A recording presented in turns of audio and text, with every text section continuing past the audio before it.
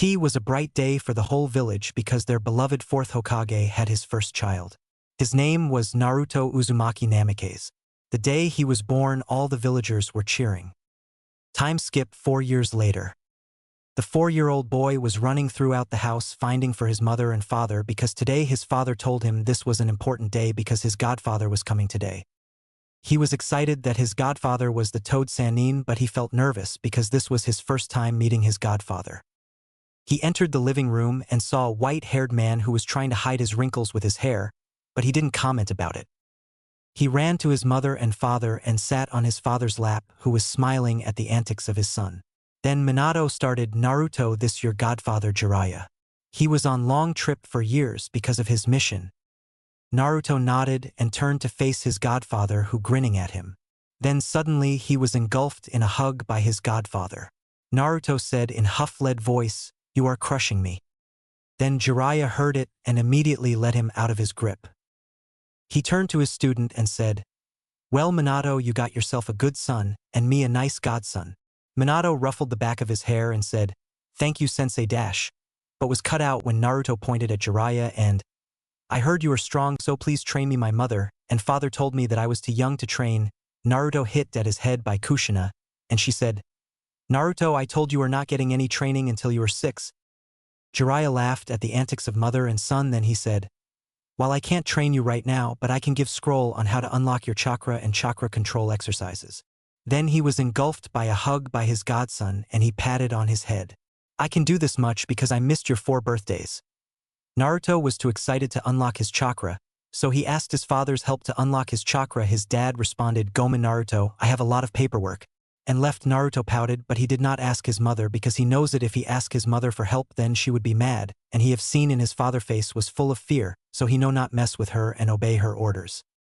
Naruto sneakily walked out of his home and ran outside, but he bumped into Lord Third, but he loved to call him Gigi. Hiruzen stretched his hand to lift Naruto of ground. Then he asked, "Where are you going, Naruto?" Naruto smiled at the old man and said, "Gigi, I was going to an open field to unlock my chakra," he said with a grin. Hiruzen raised his eyebrow and asked Naruto, "Where are your parents? I don't see them." Naruto scratched the back of his head and said, "Dad had a lot of paperwork to do and my mother told me she will help me train when I am 6. Hiruzen then chuckled and said that he can help unlock his chakra. Then his Gigi gripped his shoulder and shunshined and went to a normal training ground. When he reached it, he turned towards his Gigi and said, "Wow! Gigi, you are so awesome. When I unlock my chakra, can you teach me?" Hiruzen chuckled and said, "Naruto, you are too young, but when you get older I will teach it to you." Naruto pouted, but it quickly faded away and opened the scroll that his godfather have give him and started to read it. After a few minutes he sat at meditative position and started to focus. He felt a pull in his stomach. He tried to pull it out, but it was very hard for his body. Then Naruto thought that it is his body so he can order it loosen it. Then a burst of chakra came out of Naruto. It was so dense and large that ground beneath him crack a little. Hiruzen's eyes widened. He watched his pseudo grandson. He compared this chakra with his sensei Hashirama. Then it died down and Naruto stand there panting. He fall on his butt and he drifted in sleep. Time skip 1 later. It was 5 a.m. and a certain blonde opened his eyes and his eyes traveled to alarm clock beside his reading table. He looked at the ceiling of his room and remembered what his mother and father had told him yesterday. Flashback. "Naruto, we have something to tell you, come down fast." His mother voice came from downstairs. When he get down, he saw his mother and father smiling at each other. Their gaze then shifted towards their child and smiled brightly at him. "Naruto, we got a good news today from the hospital." Naruto nodded and allowing father to continue. "The good news is that you're going to be a big brother." Naruto was happy at this information and he was jumping around back and forth. Then stopped and looked at his father and told, "I will make sure that I am strong enough to protect my younger siblings and precious person," with a voice filled with determination. End of the flashback. He got out of the bed and headed towards his bathroom and took a good nice shower of 20 minutes. He then put on his clothes, which was a black jacket which was opened, which had blue strips on it and a fishnet shirt beneath it. His pants were normal ANBU pants. Then he grinned at the mirror and took of his room's window, but not before he make a shadow clone, and then took of to the Sarutobi compound to continue his training. Flashback. when Naruto unlocked his chakra and fell into sleep. Hiruzen then quickly shook head to get rid of his thoughts right now. He then picked up Naruto and placed him under the shed of the tree and began to wait for Naruto to wake up. After 30 minutes, Naruto began to wake up and check his surroundings. He was not in home, but then all of the memories came back. He looked to find his Gigi. He found him sitting above on tree branch. Hiruzen then jumped out of the tree and landed gracefully. He then handed a leaf to Naruto. Look at him confusingly. Hiruzen began to speak. Congratulations Naruto on unlocking your chakra, but the difficult part comes now. Then Hiruzen pressed the leaf at his forehead. Then Naruto looked in awe as he looked at the leaf which is not falling of the old man. Then Hiruzen spoke, Naruto, you have to master your chakra control exercise. Chakra control is the most important thing to every ninja. If can't master your chakra, you pretty much cannot use any jutsu. Naruto nodded and he fist pumped at the air and he shouted, I will master the chakra control exercise in no time. Hiruzen chuckled at this and then pointed towards the leaf that Naruto had. Naruto began to control his chakra. It him 6 tries and at the 7th try he mastered it. Hiruzen was shocked at first but then turned it into a smile. He looked at the blonde boy running through the field with leaf still stick to his head. After that day Hiruzen took Naruto to master his chakra control. It took 3 months to master all the chakra control. Hiruzen looked at his grandson proudly, and he made his decision to train Naruto to be strong, so thrice a week, he would bring Naruto to the Sarutobi compound and began to teach him Shuriken Jutsu and basic techniques of academy. It took 3 months to master Shuriken Jutsu and 3 months to master all the jutsu of the academy. It took this much time to master because he wanted no hand seals to do this jutsu. He was also stuck at clone jutsu for half a month because he could not do it, so Hiruzen taught him shadow clone jutsu. It took half a month to completely master the jutsu without hand signs. After that Naruto began to learn calligraphy because he heard it from his Gigi that his mother and father are best at fuinjutsu and he have to start with this. He took interest in it, so he began to his training. While his parents would not even care to look for him because his father was busy with his paperwork and his mother would spend her time with friends. End of the flashback. He was going to the compound to meet his Gigi because he told Naruto that he would his taijutsu training. He was exhausted. T was October 10th. Today was the day that everyone waited for because their beloved 4th Hokage was going to have twins. But they didn't know that today most of the people were going to lose their loved ones. At an unknown location, screams of a woman could be heard throughout the cave. This woman was none other than Kushina. She was delivering her twins. Then a cry of 2 baby could be heard. Their names were Menma Uzumaki Namikaze and Naruto Uzumaki Namikaze. Then it was intertwined by a masked man who killed the 3rd Hokage wife Buwako Sarutobi. He took the Hokage twins and he said in monotone voice, 4th Hokage, step away from the Jinchuriki, and I might let your twins live. Minato stepped away from Kushina, but the masked man threw the child upwards and ready to stab him. Minato saved Menma and Naruto and flash away. After some time there was a big 9-tailed fox causing havoc in the village. Naruto was watching this from his bedroom, then suddenly his father flashed into the room and said, Naruto, we need your help. Your mother is in too much pain to hold the Kyuubi back and your siblings are too young to hold back the beast. So I decided you have make sacrifice for the village. Minato said in a sad voice because he knows after today the village would hate the fox and its Jinchuriki. But it have to be done. Naruto was now standing in front of the fox and staring at him. Then he noticed the fox struggling to move its body. After some time it stopped because of his mother's chakra chains. Then Minato used a normal yet powerful seal to seal the fox inside his eldest son. It growled and struggled, but all in vain as he was sealed inside Naruto. Naruto passed out from the pain he felt from Kurama being sealed inside of him. It was October 10th. Today was the day that everyone waited for because their beloved 4th Hokage was going to have twins. But they didn't know that today most of the people were going to lose their loved ones. At an unknown location, screams of a woman could be heard throughout the cave. This woman was none other than Kushina. She was delivering her twins. Then a cry of 2 baby could be heard. Their names were Menma Uzumaki Namikaze and Naruto Uzumaki Namikaze. Then it was intertwined by a masked man who killed the 3rd Hokage wife Buwako Sarutobi. He took the Hokage twins and he said in monotone voice, 4th Hokage, step away from the Jinchuriki, and I might let your twins live. Minato stepped away from Kushina, but the masked man threw the child upwards and ready to stab him. Minato saved Menma and Naruto and Flash awayed. After some time, there was a big nine-tailed fox causing havoc in the village. Naruto was watching this from his bedroom, then suddenly his father flashed into the room and said, "Naruto, we need your help. Your mother is in too much pain to hold the Kyuubi back, and your siblings are too young to hold back the beast. So I decided you have make sacrifice for the village."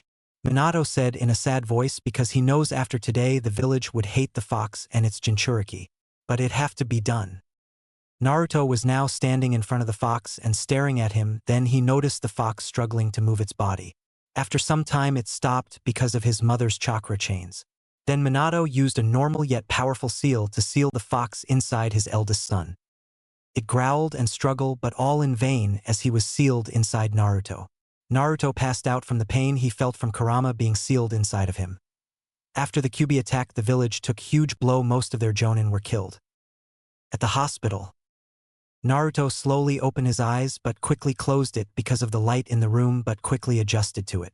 He then saw that his Gigi is sitting beside the door. When Hiruzen saw Naruto open his eyes, he quickly rushed to him. Hiruzen asked Naruto, "How is he doing? Are you hurt?" Yada yada. When Naruto got dispatched from the hospital and going back home, he saw a short boy with black t-shirt and gray pants, and at back of shirt Yukiya symbol was engraved on it. He was going to training ground 6. Then Naruto asked Hiruzen that, "Can he come home after some time?" Hiruzen for a few minutes thought but told that he will come back in 1 hour. He accepted and went off to see what that Yukiya is going to do. When he reached there, he saw the boy throwing kunai at the board and he got 9 out of 10. He then suddenly asked Naruto to come out. He asked, "Who are you and why are you watching me?" Naruto said, "My name is Naruto Uzumaki Namikaze, and I was watching you because I wanted to see how skilled are you." Itachi Yukiya. After the Kyuubi attack, the village took huge blow. Most of their jonin were killed. At the hospital, Naruto slowly opened his eyes but quickly closed it because of the light in the room, but quickly adjusted to it. He then saw that his Gigi is sitting beside the door. When Hiruzen saw Naruto open his eyes, he quickly rushed to him. Hiruzen asked Naruto, "How is he doing? Are you hurt?" Yada yada. When Naruto got dispatched from the hospital and going back home, he saw a short boy with black t-shirt and gray pants, and at back of shirt Yukiya symbol was engraved on it. He was going to training ground 6. Then Naruto asked Hiruzen that, "Can he come home after some time?" Hiruzen for a few minutes thought but told that he will come back in 1 hour. He accepted and went off to see what that Yukiya is going to do.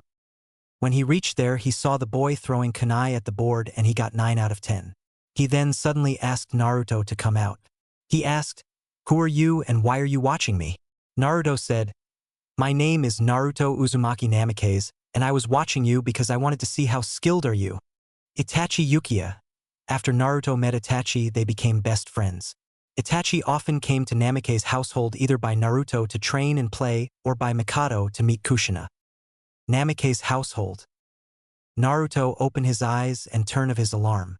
He got out of the bed and went to the bathroom to take a bath.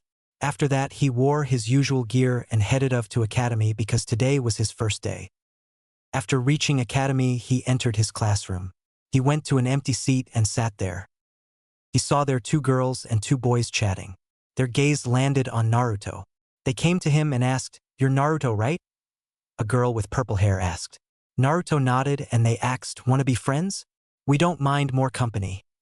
The boy said with a senbon in his mouth, "My name is Gunma Shirunai." He is, pointing at Hey8 Gecko. And she is Yugao Yuzuki, and she is Anko Mitarashi. Gunma stated. Naruto nodded and all started chatting like how would they become a great ninja, how they would do cool flashy moves, and how would they awesome missions, yada yada.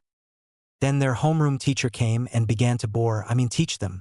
The whole day went like that, teaching them about the history of the Konoha. The bell rang and they all left. After that day onwards, Naruto knew that in the academy there was nothing new to teach him because his Gigi has already taught him this, so he always sent a shadow clone to academy and went to the Sarutobi compound to continue his training on his taijutsu with his Gigi. The classroom teacher of the first year was astonished when he watched these 3 students of his class acing everything given to them. That these 3 students were Itachi Yukiya, Naruto Uzumaki Namikaze, and Yugao Yuzuki.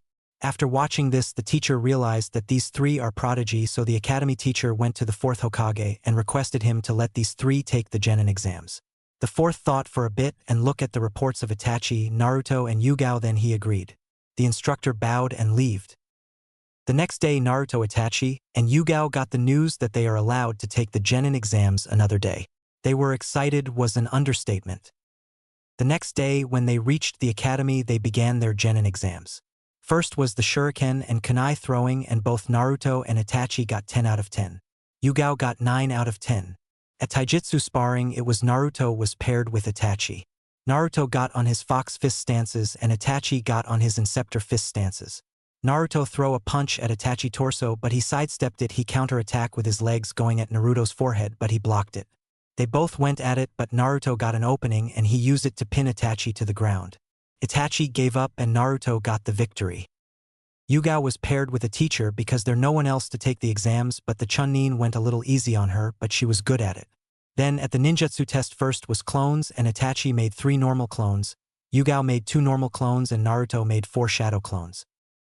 The academy teacher was shocked but he shook his head and told them to do the substitution jutsu. Naruto, Itachi, and Yugao did it with ease. Then they did the transformation jutsu and Itachi transformed into his father. Yugao transformed into 4th Hokage and Naruto transformed into his mother. They all got their headband easily and wore it around their forehead with pride. They went outside the academy and Naruto watched that Itachi's family and Yugao's father and grandfather was there to congratulate them. Naruto was a little heartbroken because his parents never came to him to congratulate him for passing the exams, but he thought that his father was busy with paperwork and his mother with his 2 younger siblings. After that Itachi family went away and Yugao's family and me went to the barbecue restaurant to celebrate for passing their genin exams. The next day the 3 new genins reached academy roof to meet their sensei. They got there at 8:30 and their sensei got 5 minutes after. They all sat at the stairs and their sensei sat at the railing and he started, "Hello, I am your Jonin sensei Shikaku Nara.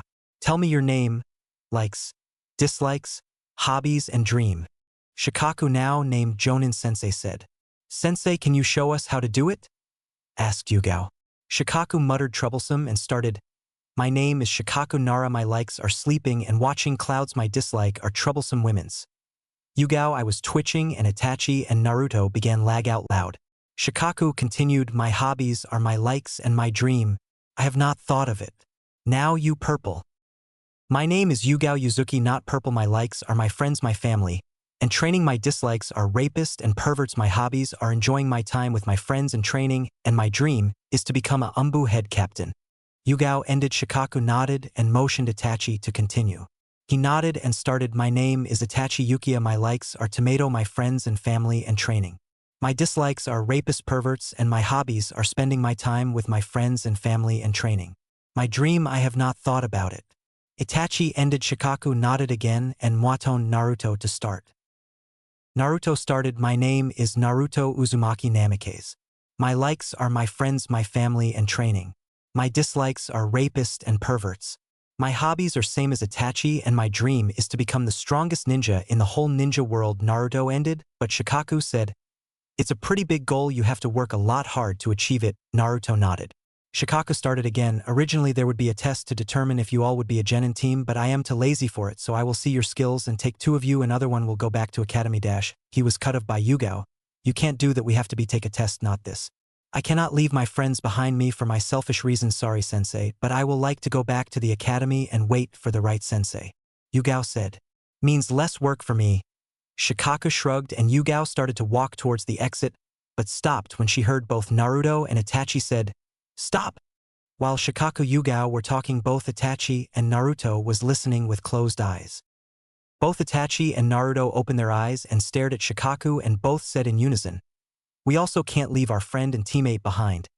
After they also started to go towards the exit, but was stopped again when they heard Shikaku said, "Stop, you all pass." The 3 of them turned and stared at Shikaku with confused eyes and got back to their seats. As you know, Konoha is the strongest shinobi village because its priorities are teamwork. That is why they are at the top, so there is a test for new genin teams to see if they would work as a team and you all passed it. Now you're officially Team 7. Tomorrow we will start our first mission, so be at the Hokage Tower at 8 a.m. Don't be late," he said and puffed out of there. The 3 genins groaned and went back to their homes. Flashback. When Naruto was 6 and training with Kakashi Senpai in forest. Naruto was versing Kakashi in a taijutsu battle when Kakashi hit him with enough force to push him through a tree and knock him unconscious.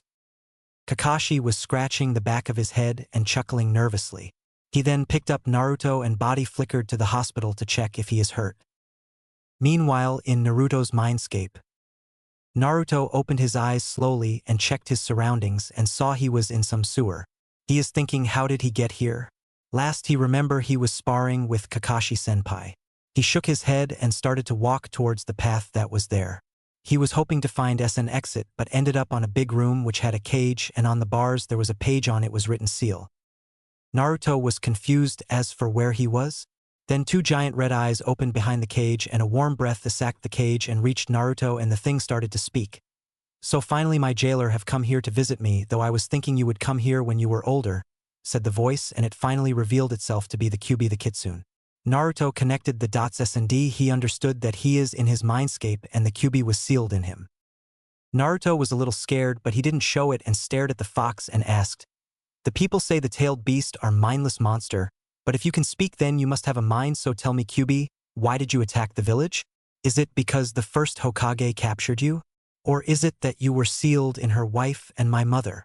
Kyuubi growled a little and started, "I am not obliged to tell you anything, but I will tell you in ways.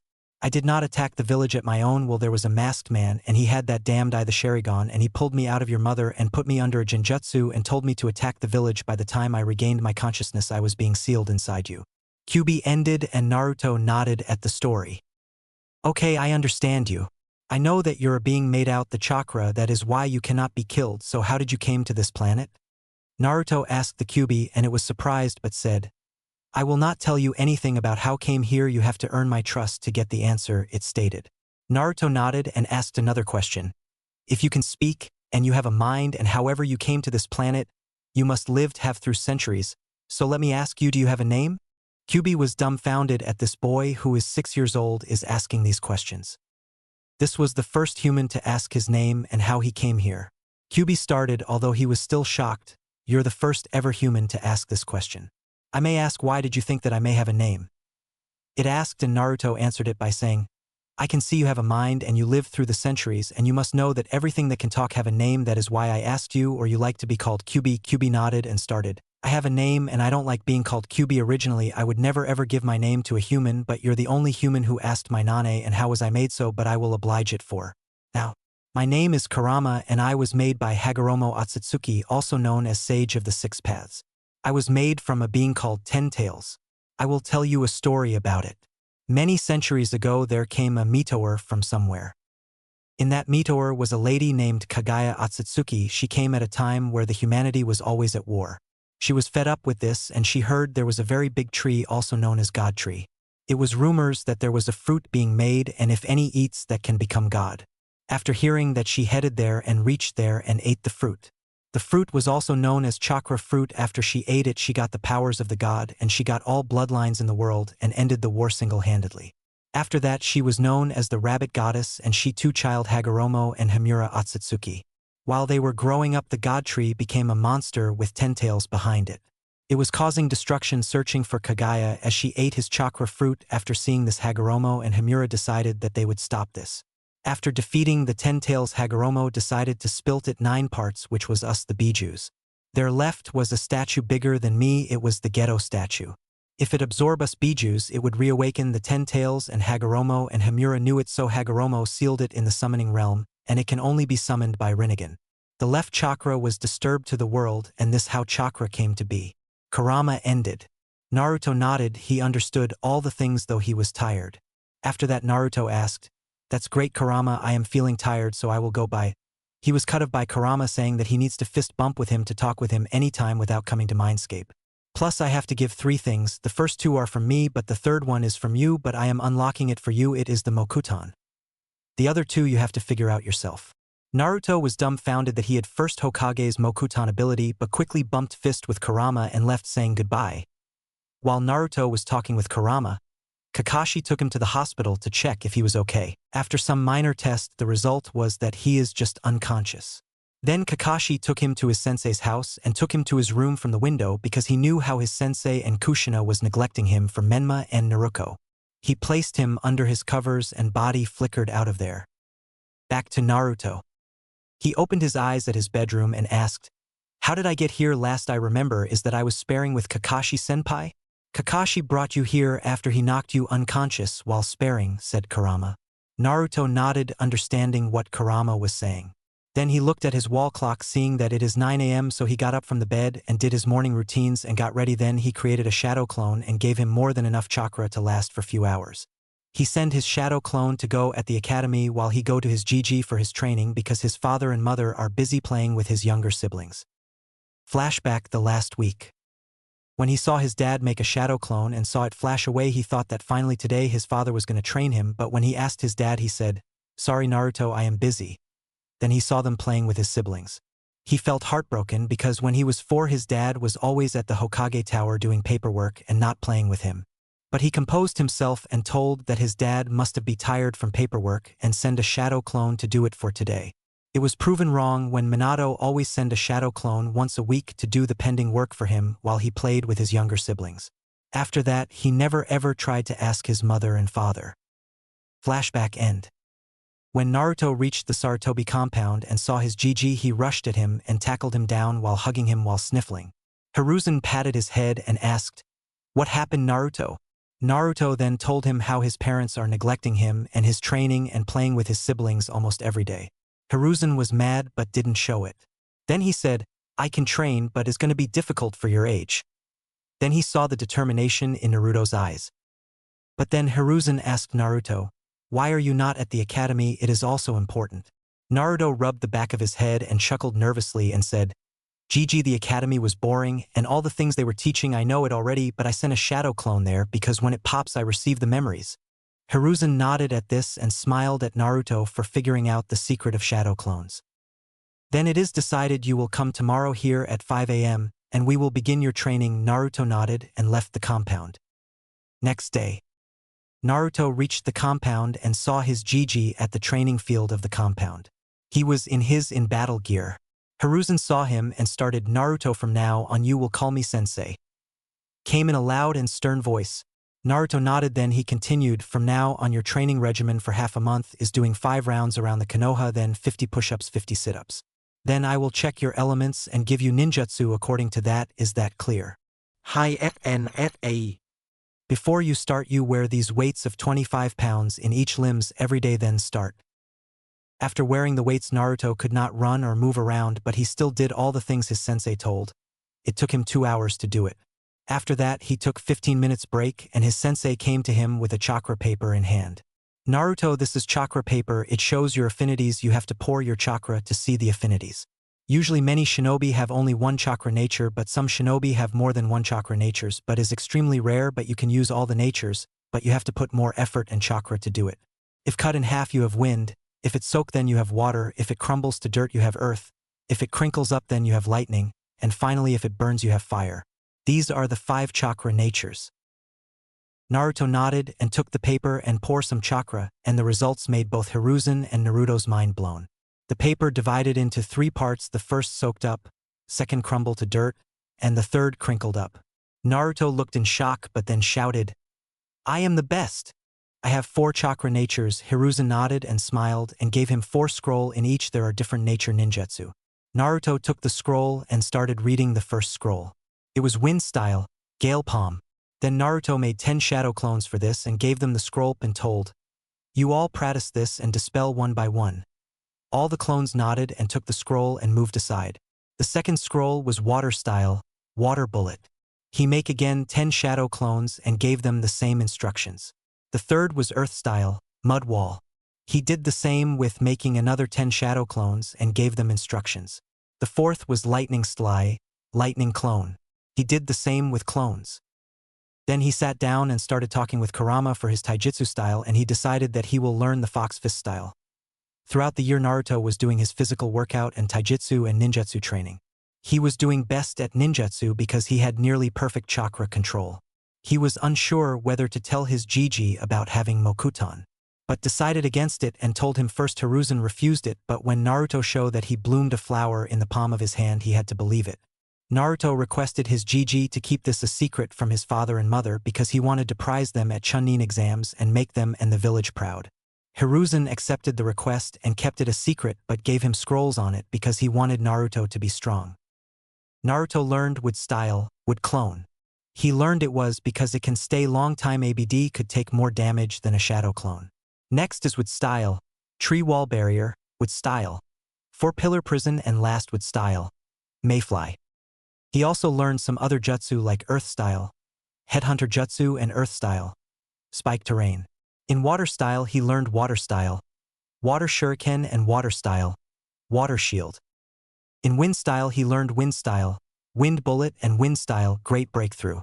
In lightning style he learned lightning style, lightning bolt and lightning style, lightning magnet.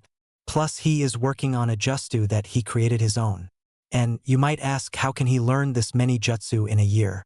The reason is nearly perfect chakra control and shadow clones, so don't ask in the comments why I am making so up. Back to present. The next day when Team 7 met Yugao was rambling about how they would get a assassination or guarding an important person mission. Shikaku was amused seeing that because he knew what was coming. WHHATTTTT? Came the voice from the Hokage Tower. This voice belonged to Yugao. She was devastated at the mission given to them. It was catching a cat, and Shikaku said that they have to D-rank mission for a month or they have to do 100 missions. Naruto patted Yugao on the back and said, "We can do this, Yugao, and I can use shadow clones to do it fast." After hearing this, she was so happy that she was not thinking what she was doing and hugged him tightly. Naruto was stunned and stuttered, Why Yugao WW what or why you doing?" Yugao got back and blushed, "Don't think too much of it." While this was going on, everybody was watching in amusement. Then they got the mission and went out. It took them 15 days to complete 100 D ranks. It was torture for the kids, but they kept saying to themselves, only few days to go and we can escape this torture. The day they finished their 100th D ranked, they immediately went to the Hokage Tower and gave him report and asked for a C rank because they can't get higher missions unless they are chunins or complete a lot of missions, which they didn't. After checking the report, Minato agreed to give them a C rank, but he said, "Shikaku, you have to stay back the village because we have to discuss about Orochimaru and things, so Team 7 you will have special jonin to assist you at the C rank. Is it clear?" They nodded, and this is special jonin like Ebisu, but he not Ebisu, so don't be confused. I will call him Rashi. They all took the scroll and read there is a bandit group near Tanazuka town and they all looting all the merchandiser and traders. They have to stop and kill them, and the rumors are they are abducting some women's. After reading the scroll they were a little angry, but they calmed down and nodded and went to pack things for 2 to 3 week trip. They got their first kill, that is why they are not reacting on the word kill, and here is the story. Flashback. When they were doing their D ranks, Shikaku already knew that they would be fall in depression at their first kill, so he decided that he will take matter in his own hands. When they were going home after completing their D rank for the day, they came back after hearing their sensei calling them back. He handed them 3 baby birds and it looked very cute. He said, "You have to kill the bird or else you would have to D rank for the rest of the year," in a firm tone that left no room for arguing. They were hesitant at first looking at how cute it was, but they heavy-heartedly kill it. Flashback. N Team 7 met at the gate. Rashi saw them and started, "If we do this nicely, we might come back early than usual." With that said, we all set out. We reached towards the usual location that the bandits are looting all the merchandiser and traders. They were passing through the road and Naruto sensed someone in the trees. He threw at one of the men that were there. The man fall down dead when the group of bandits saw this and started to fall back to their base. They chased after them but silently to not to alert them that they are being followed. By the time they reached, it was night time. They saw camp in which there are almost 300 to 350 bandits. Rashi was shocked and said, "This mission just bumped to an A rank mission. According to the village rules we have to go back to the village, but you all are also ninjas, so your opinion matters whether or not you want to continue or not." We all were starting to think, but all got to the conclusion that they were willingly. After that, the next week they were scanning in and out of the camp. The next night they executed their plan. Naruto shadow clone transformed into the man that was guarding the gate and substituted himself. The group killed the guards at the gate like that and they entered the compound. After entering, they silently started killing the bandits and got to the building where the bandits kept the women's. After entering the room, they saw how the women's were locked up in cage and most of their clothes torn. They started from age 7 till 45 or 50. They all were disgusted by the bandits and don't felt pity for killing them. After seeing the group, the women started shouting that won't be their slave anymore, and this alerted the bandits. Rashi thought, shit, they found we're here. I will hold them while they can escort the women's out of here. He told the team the plan. They were hesitant. But seeing the look on Rashi, they were sure that there's no room for argument. They reluctantly nodded, but Naruto said, after the women's are safe, we come for you, sensei. Rashi nodded, and the evacuation began. By the time Team 7 were done and reached the camp, most of the bandits were dead, but who remained they killed them. They were searching for Rashi until they came upon the sight, which shocked them. Rashi was handling himself well but didn't see the attack coming from the back, and he was stabbed from the back at heart. Naruto was rushed at Rashi and killed the man on the way, which killed Rashi. Naruto's eyes started to burn. He was screaming for two reasons. First, that Rashi was dead, and second, that his eyes was burning.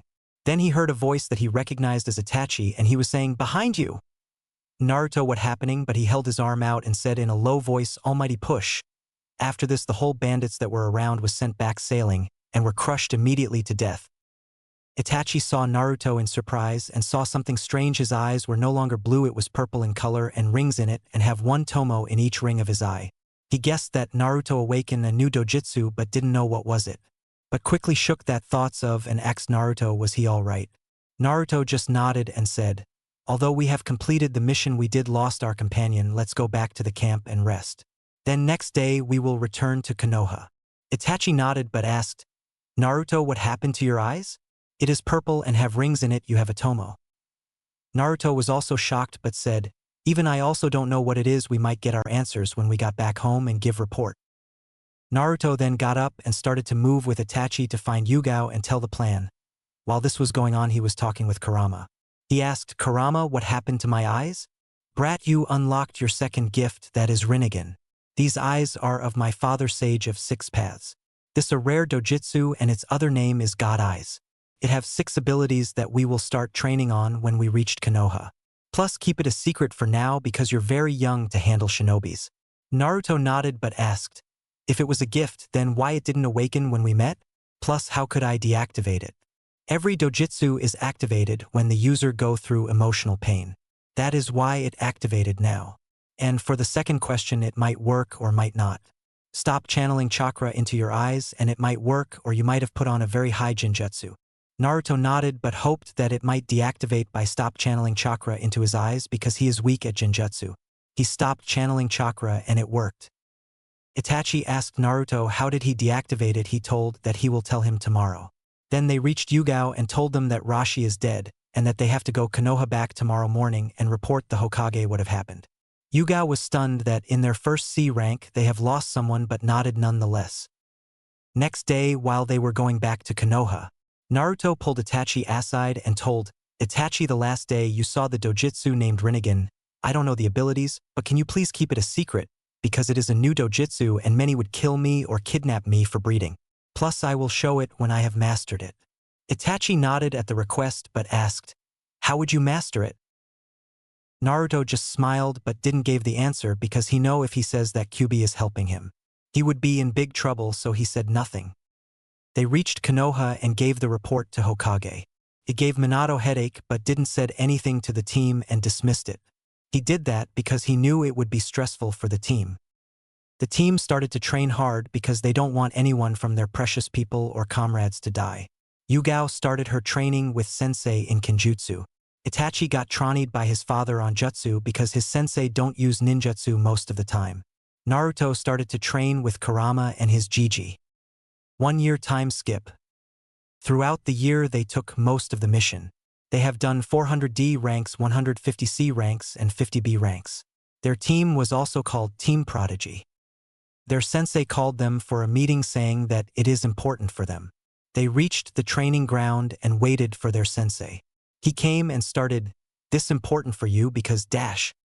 Cliffhanger no jutsu. This is important for you because we have been selected to protect Demio's son. Be proud because you have been selected to protect him. Shikaku said. The team nodded and proceeded to go to Hokage Tower. When they reached, they were greeted by Minato. They were given the scroll and they nodded. They were given 1 day's time to pack and go.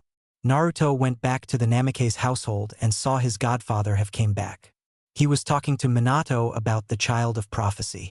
The elder Great Toad said that the child of prophecy shall have ancient powers of the great sage of six paths. The child of prophecy would be born and his or her parents would be the yellow flash and the red hot-blooded habanero. It shall bring peace or destroy the world. Minato felt happy because his child would be the one to save the ninja world and ends the cycle of hatred. But also scared that it might destroy the world, and he asked his sensei, "Who do you think this would be, either Menma, Naruto, or Naruto?" Jiraiya said, "Minato, I am sorry to say this, but I don't think Naruto would be the child of prophecy because I don't see the potential in Naruto. Minato, you have to take the risk and believe in the toads. We have to train Menma, and Naruto might come in between the training of the twins. I prefer you give him his own another apartment and say you must grow up maturely." Minato was hesitant at first but nodded none on the less. Naruto was standing behind the door, had heard everything, and his heart sank. He could not believe it that his father and godfather would say this. He silently packed his things while Kurama was comforting him by saying that they do not how strong he is and how they will pay that they ever said that to him. Next day they all went out for the mission. Throughout the route Naruto was silent and was thinking about how he would show his family his strength and they will accept him back. While he was thinking, the other members of the team are irritated and worried.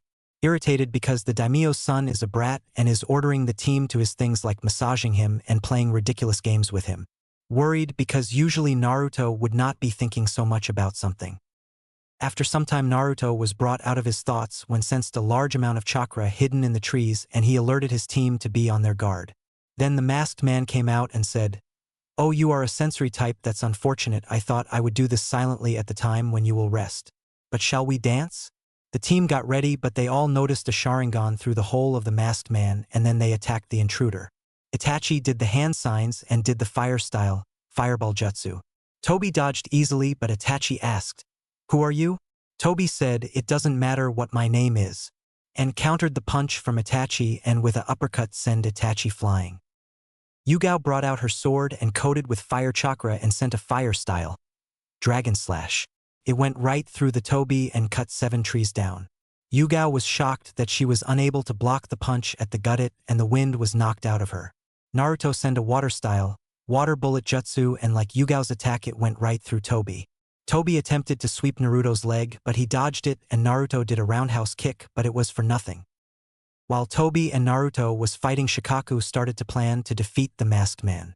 The masked man did a right sweep, but Naruto dodged it, and suddenly he was sent flying back by a kick from the masked man. Then Tobi froze because of the shadow binding technique from Shikaku, but he smirked under the mask and he swirled out of there. He appeared behind Shikaku and stabbed him through his stomach. "Sensei!" 3 of them shouted, and the masked man proceeded to the daimyo's son while he was screaming. Naruto fought through his pain and stood up and started to run towards the daimyo's son. He pleaded himself to go fast.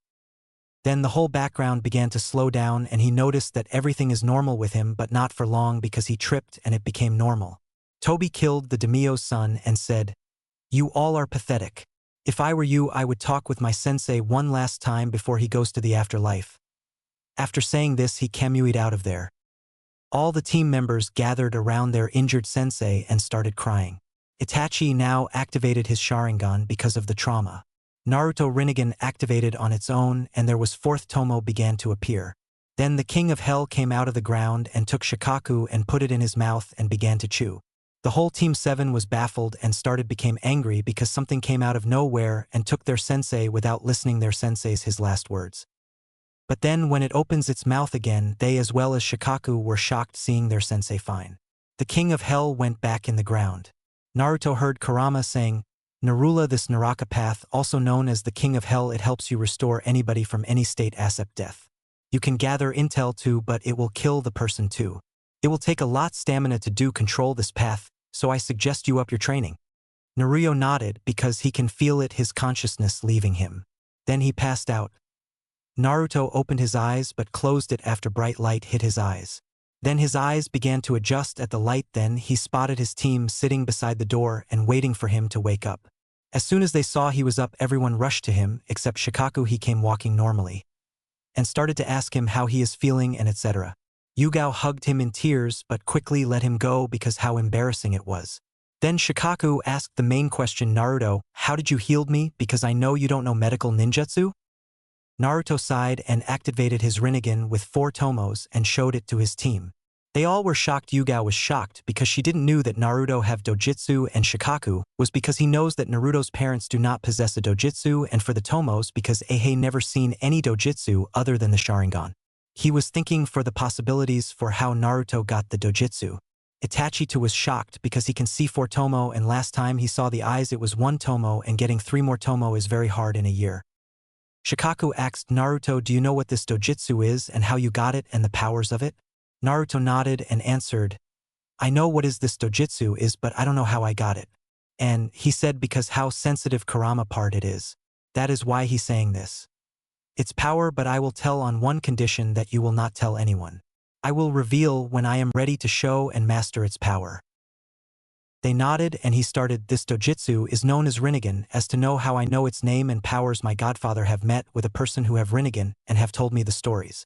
It have many powers, but I don't all of it, but I can describe the powers I have used.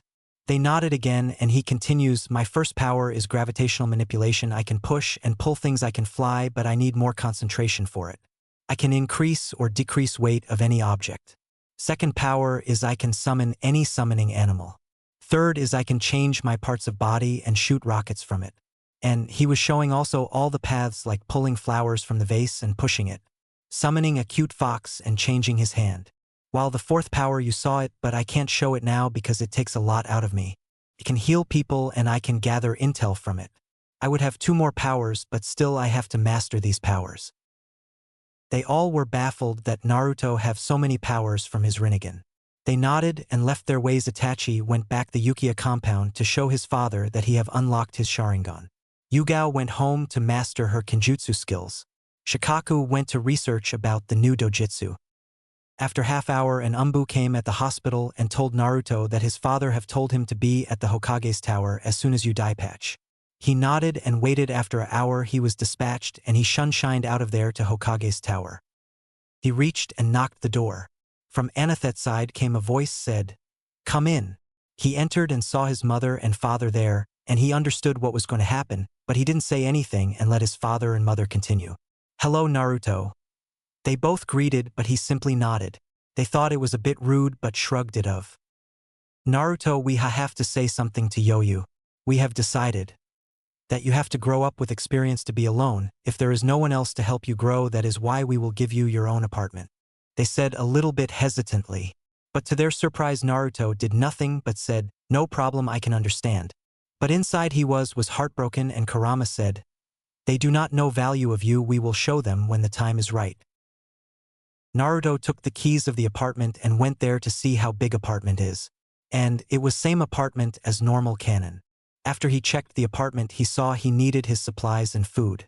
So he went to buy it, like some vegetables, fruits, etc. and kunai, and while he was going to pay for the kunais, he saw a blade that was dragon head handle and green color inside and Bulkak's teeth. It was like Naruto was pulled towards it. After unsheathing it and seeing its beauty, he understood that this katana was made for him. He tried to add some chakra and it cackled with electricity. Then he bought it and went to his new apartment. By the time he did these things, it was night. He went to the Namake's household to take his things and move it to his new apartment. He opened the door and went upstairs to his bedroom and took his stuff and was coming down, but listened something that it broke every bond that he had with his family. They were saying, Menma and Naruko, we have a good news for you. We have news from your godfather that you too may be the child of prophecy, so we will start your training from another week. After hearing this, twins began to cheer and they all were happy. Naruto said nothing and shined to his apartment and unpacked his things. He went to his bed and cried till he drifted to sleep. The next day when he opened his eyes, he was shocked because he not at the Namake's household, but the memories of the last came back and he realized he is basically abandoned, but inside he knows he was abandoned when his siblings were born, but he didn't said anything to anyone. He got out of the bed and did the normal morning routine.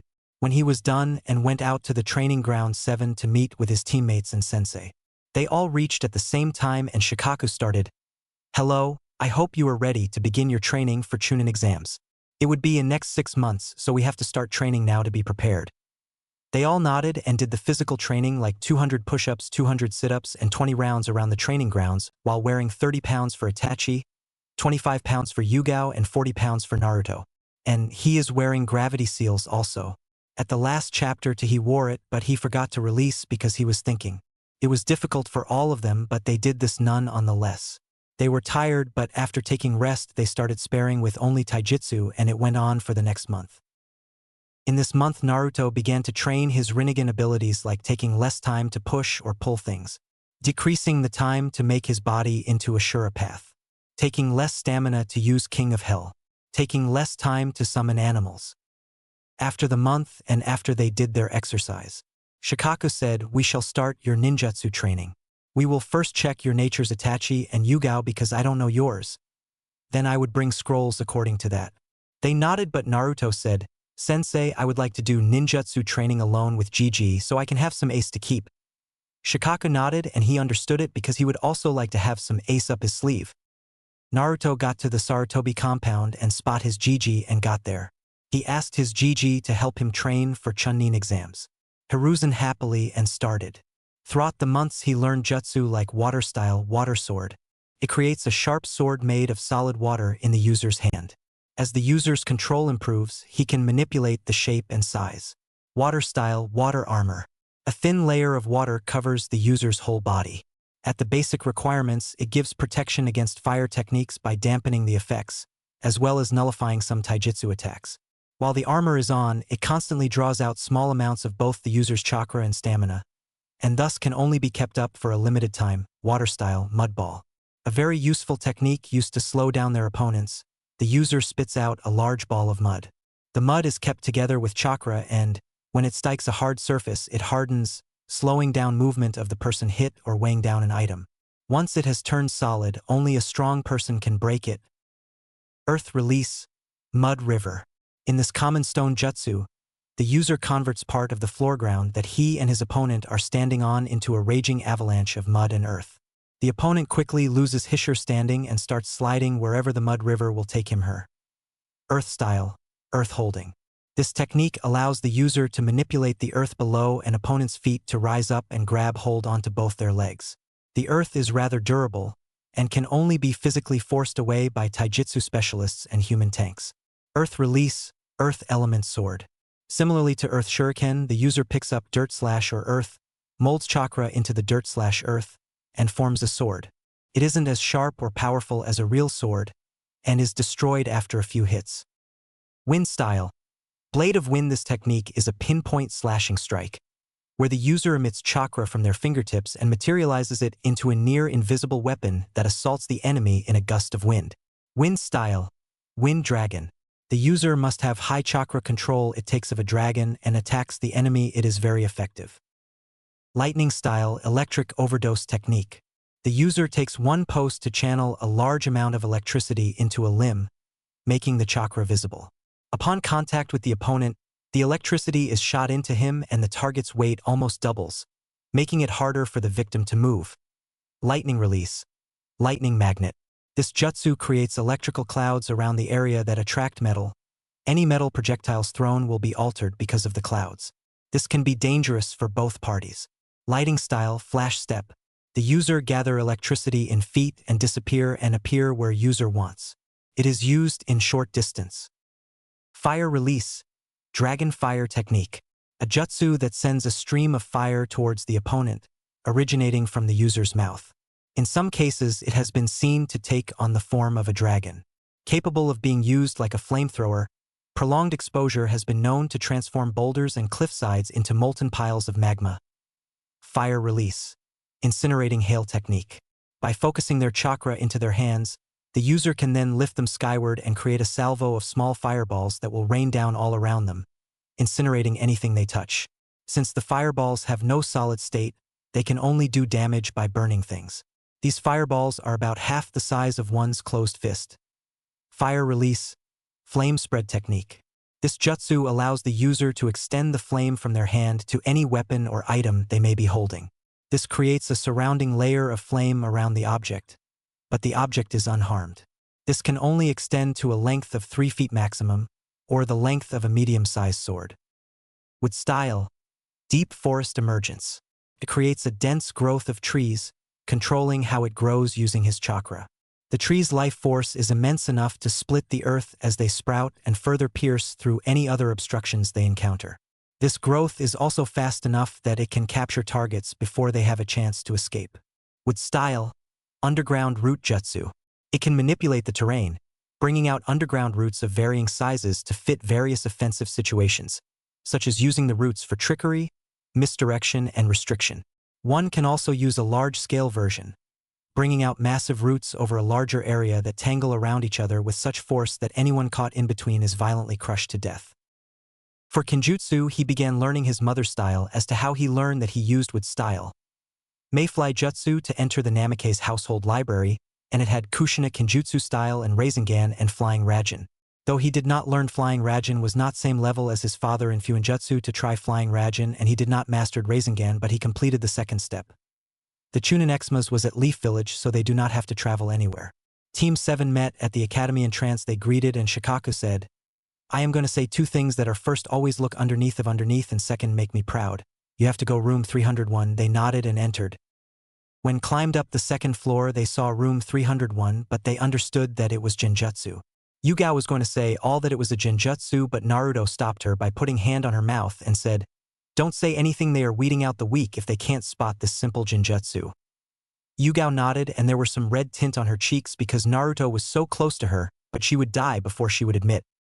They went to room 301 and sat at their given places. Then exam proctor came and announced the same rules as canon, and they started their exam. Itachi used his Sharingan and copied the answers from the one who was writing answers without a problem. Yugao naturally knew the answers because she was clever. Naruto activated his Rinnegan and he could see further range, and he copied.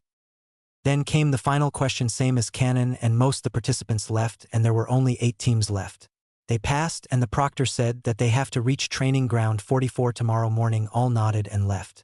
Itachi said, "We should make formation and plans for the next exam because I have heard that the training ground 44 is dangerous and it have big creatures and etc." They nodded, and Naruto said, "We make the plan at my home." They nodded and left. Naruto started to lead towards his apartment, which was opposite direction from Namikaze's compound, so Itachi noticed and asked, "Naruto, where are we going? Namikaze's compound is behind us?" Naruto turned and faced Itachi and said, "My mother and father have gave me an apartment to grow up alone because they say I have to experience this living without." He said in normal tone, but Itachi and Yugao can see heartbroken eyes. They went to the apartment and made their plans. Next day, they reached the forest of death and saw they were to be last. The proctor continued giving same rule as canon. Team 7 had Earth Scroll and they entered the forest. They began to search the area for anyone, but they were not lucky enough. Whole day passed, but there was no one. Naruto said, "We can't anyone like this, so we should head towards tower because there would be teams setting up trap to capture other teams, so we should spilt and attack the team." They nodded and went to sleep. Next day they got up and went on the same direction, but they spilt it up.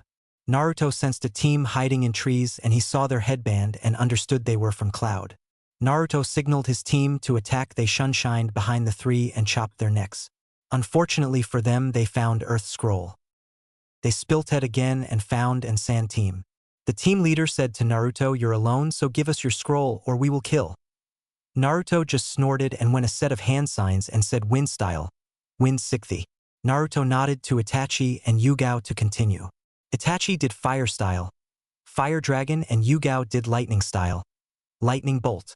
The collaboration did a lot of damage, but soon a team knocked out. And Naruto could this with his shadow clones too. They finally find a heaven scroll and they began their journey to the tower and reached it.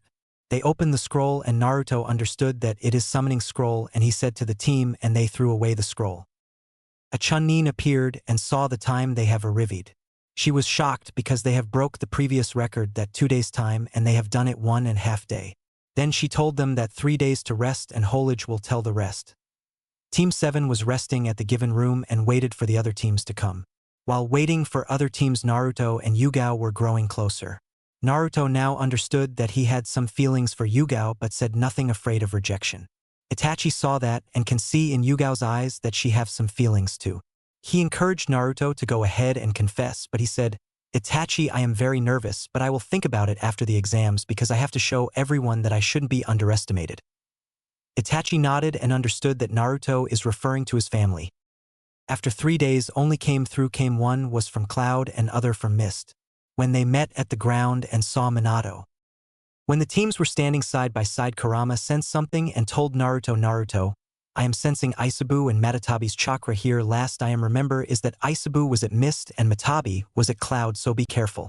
The girl with blonde hair have Matatabi and the guy with blonde hair pink eyes have Isabu. They can interact with each other, but they would not expect us to be working together because they think I am too stubborn to work with a human. Naruto laughed internally at the last part but nodded and thanked Kurama. He watched Yujito and Yagura with side-eye checking for any weaknesses but found none. Matatabi told the same about Yagura and Naruto. Yagura was also told by Isabu. They watched each other side-eye. And Cloud and Mist send their Jinchuriki because they wanted to show that powerful warriors too. While this was going on, Minato did the speech how Chunin exams is important, etc. The main point he said was, you all have 1 week to prepare for the final exams because you might be hurt or anything else. All team nodded and left. Shikaku was waiting outside the training ground for his team, and he congratulated them on passing the second round. They nodded. He said, you should rest this week. Though Naruto had other plans.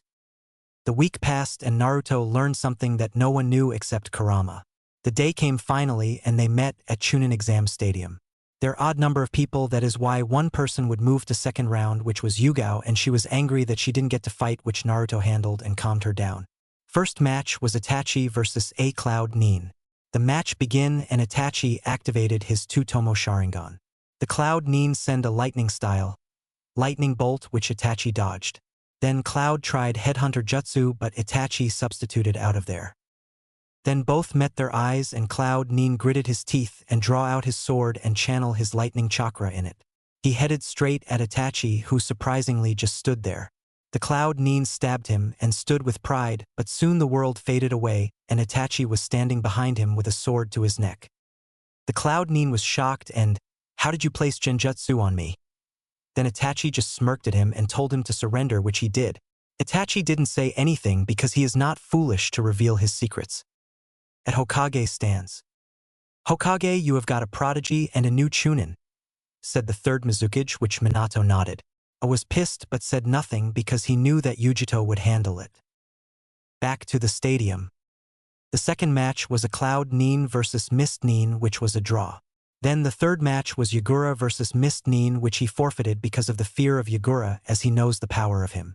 The fourth match and the last match of the first round, which was Yujito versus Naruto. Both were excited for this match and had determination. At Hokage stands. I said, Minato, your son would lose here because Yujito is the strongest genin in my village now. Minato said nothing, but he was thinking that Naruto might lose here, but little did he knew. Back to the stadium. The match started but of neither of them moved. Then Yujito started doing hand signs and did fire style. Fireball jutsu, which fire was blue. Naruto substituted out and attacked at her from back with his sword. Kushina was shocked as she recognized the style which Naruto was using and she knew she never teached Naruto. Back to Naruto, who sweeping at Yujito, who was dodging it. Then Naruto added fire and wind chakra to his sword and shocked everyone at the control at the elements of his. He sent a combination style, Dragon Slash, which hit Yujito but it was at her shoulder. Yujito grunted and asked Matatabi, Mata, can you send your chakra? And she said, Cat, you can't handle it now. Yujito said she would handle it. Then outside Yujito got enveloped in a one-tail cloak. It stunned everyone and people of Leaf started booing because this chakra is reminding them of 9 tails. Yujito her state of mind right there and started to attack Naruto randomly. Naruto make 2 shadow clones and spread them. Original did wind style, wind scythe, and his first clone did fire style, fire dragon, and his second clone did lightning style, lightning bolt. This made huge explosion because it had more power than the team did because they did not wanted to kill the team. This stunned everyone because of the explosion, and Minato and Kushina were also stunned that Naruto had 3 natures, but they saw that Hiruzen was not shocked and thought that did Hiruzen knew? But they didn't ask him. The attack did nothing to Yujito, but she became more mad and Minato thought to stop the match but decided against it. Then made 3 more shadow clone and spread them again. He decided that he would show everyone he had with style, and Kurama chuckled at it and told, Yes, I want to see the face of that blonde when he sees that he had made big mistake kicking you out. Which Naruto chuckled and nodded his head. He distracted Yujito from his shadow clone and it happened as he planned. After some time, everyone was thinking what he was doing, but his team knew that he must have some plan. Naruto just dodged for some time until his shadow clone did their part, which happened now, and he lured Yujito there, which she did. Then suddenly stop and Yujito was about to attack and everybody was thinking why he is not moving, and they got their answer. Naruto made a ram seal and saw Yujito standing and struggling through the paralyzed seal he made.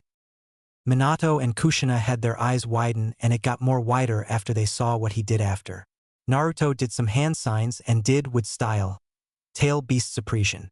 He did suppressed Matatabi's chakra and Yujito passed out after that because forcefully suppression her chakra.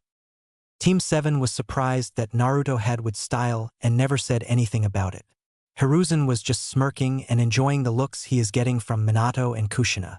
Asked, Minato, I didn't think your boy had with style, but by the looks of yours I can see you also didn't know about this. Minato was there stunned and thought how Naruto had with style, but he didn't knew that he was for more surprise. The proctor announced, winner of match Naruto Uzumaki Namikaze. Everybody in the stadium cheered for him and Naruto just waved his hands. He went to the stands and saw his team and they asked, how do you have with style and why didn't say about to them? He said, I don't know how I have it, but I want to keep some ace up my sleeve. They nodded and after 10 minutes they started the second round. The first match of second round, which was Itachi versus Yugao, and they locked their eyes and nodded. The proctor started the match. Yugao started with ninjutsu. She did lightning style. Lightning bolt, which he dodged, and she did fire style. Phoenix flower jutsu. Itachi did water style, water bullet. Then she drawed out her sword and he did the same and they started their sword clash. Unfortunately for Yugao, Itachi have more agility and got cut in her leg, which slowed her down and she lost as couldn't dodge lightning style. Paralyzed jutsu and she got knocked out. The proctor and announced Itachi as winner and the people cheered for him. The Uchiha clan was most loudest and Fugaku was proud. The next match was Yagura versus Naruto and it got some cheers from the people. They got down and the proctor started the match. Yagura moved at very speed, which impressed the Kagez, though Naruto dodged the punch from Yagura and they got in taijutsu battle. Yagura tried to sweep Naruto's leg, but he dodged and countered it with his punch to gut, which connected, though it did very little to Yagura. Yagura jumped back and did hand signs at very high rate, which impressed everyone, and did water style, water bullet. Naruto used wind style, great breakthrough, which splattered the water. Yagura then got pissied as he was being countered every attack he is throwing at his opponent.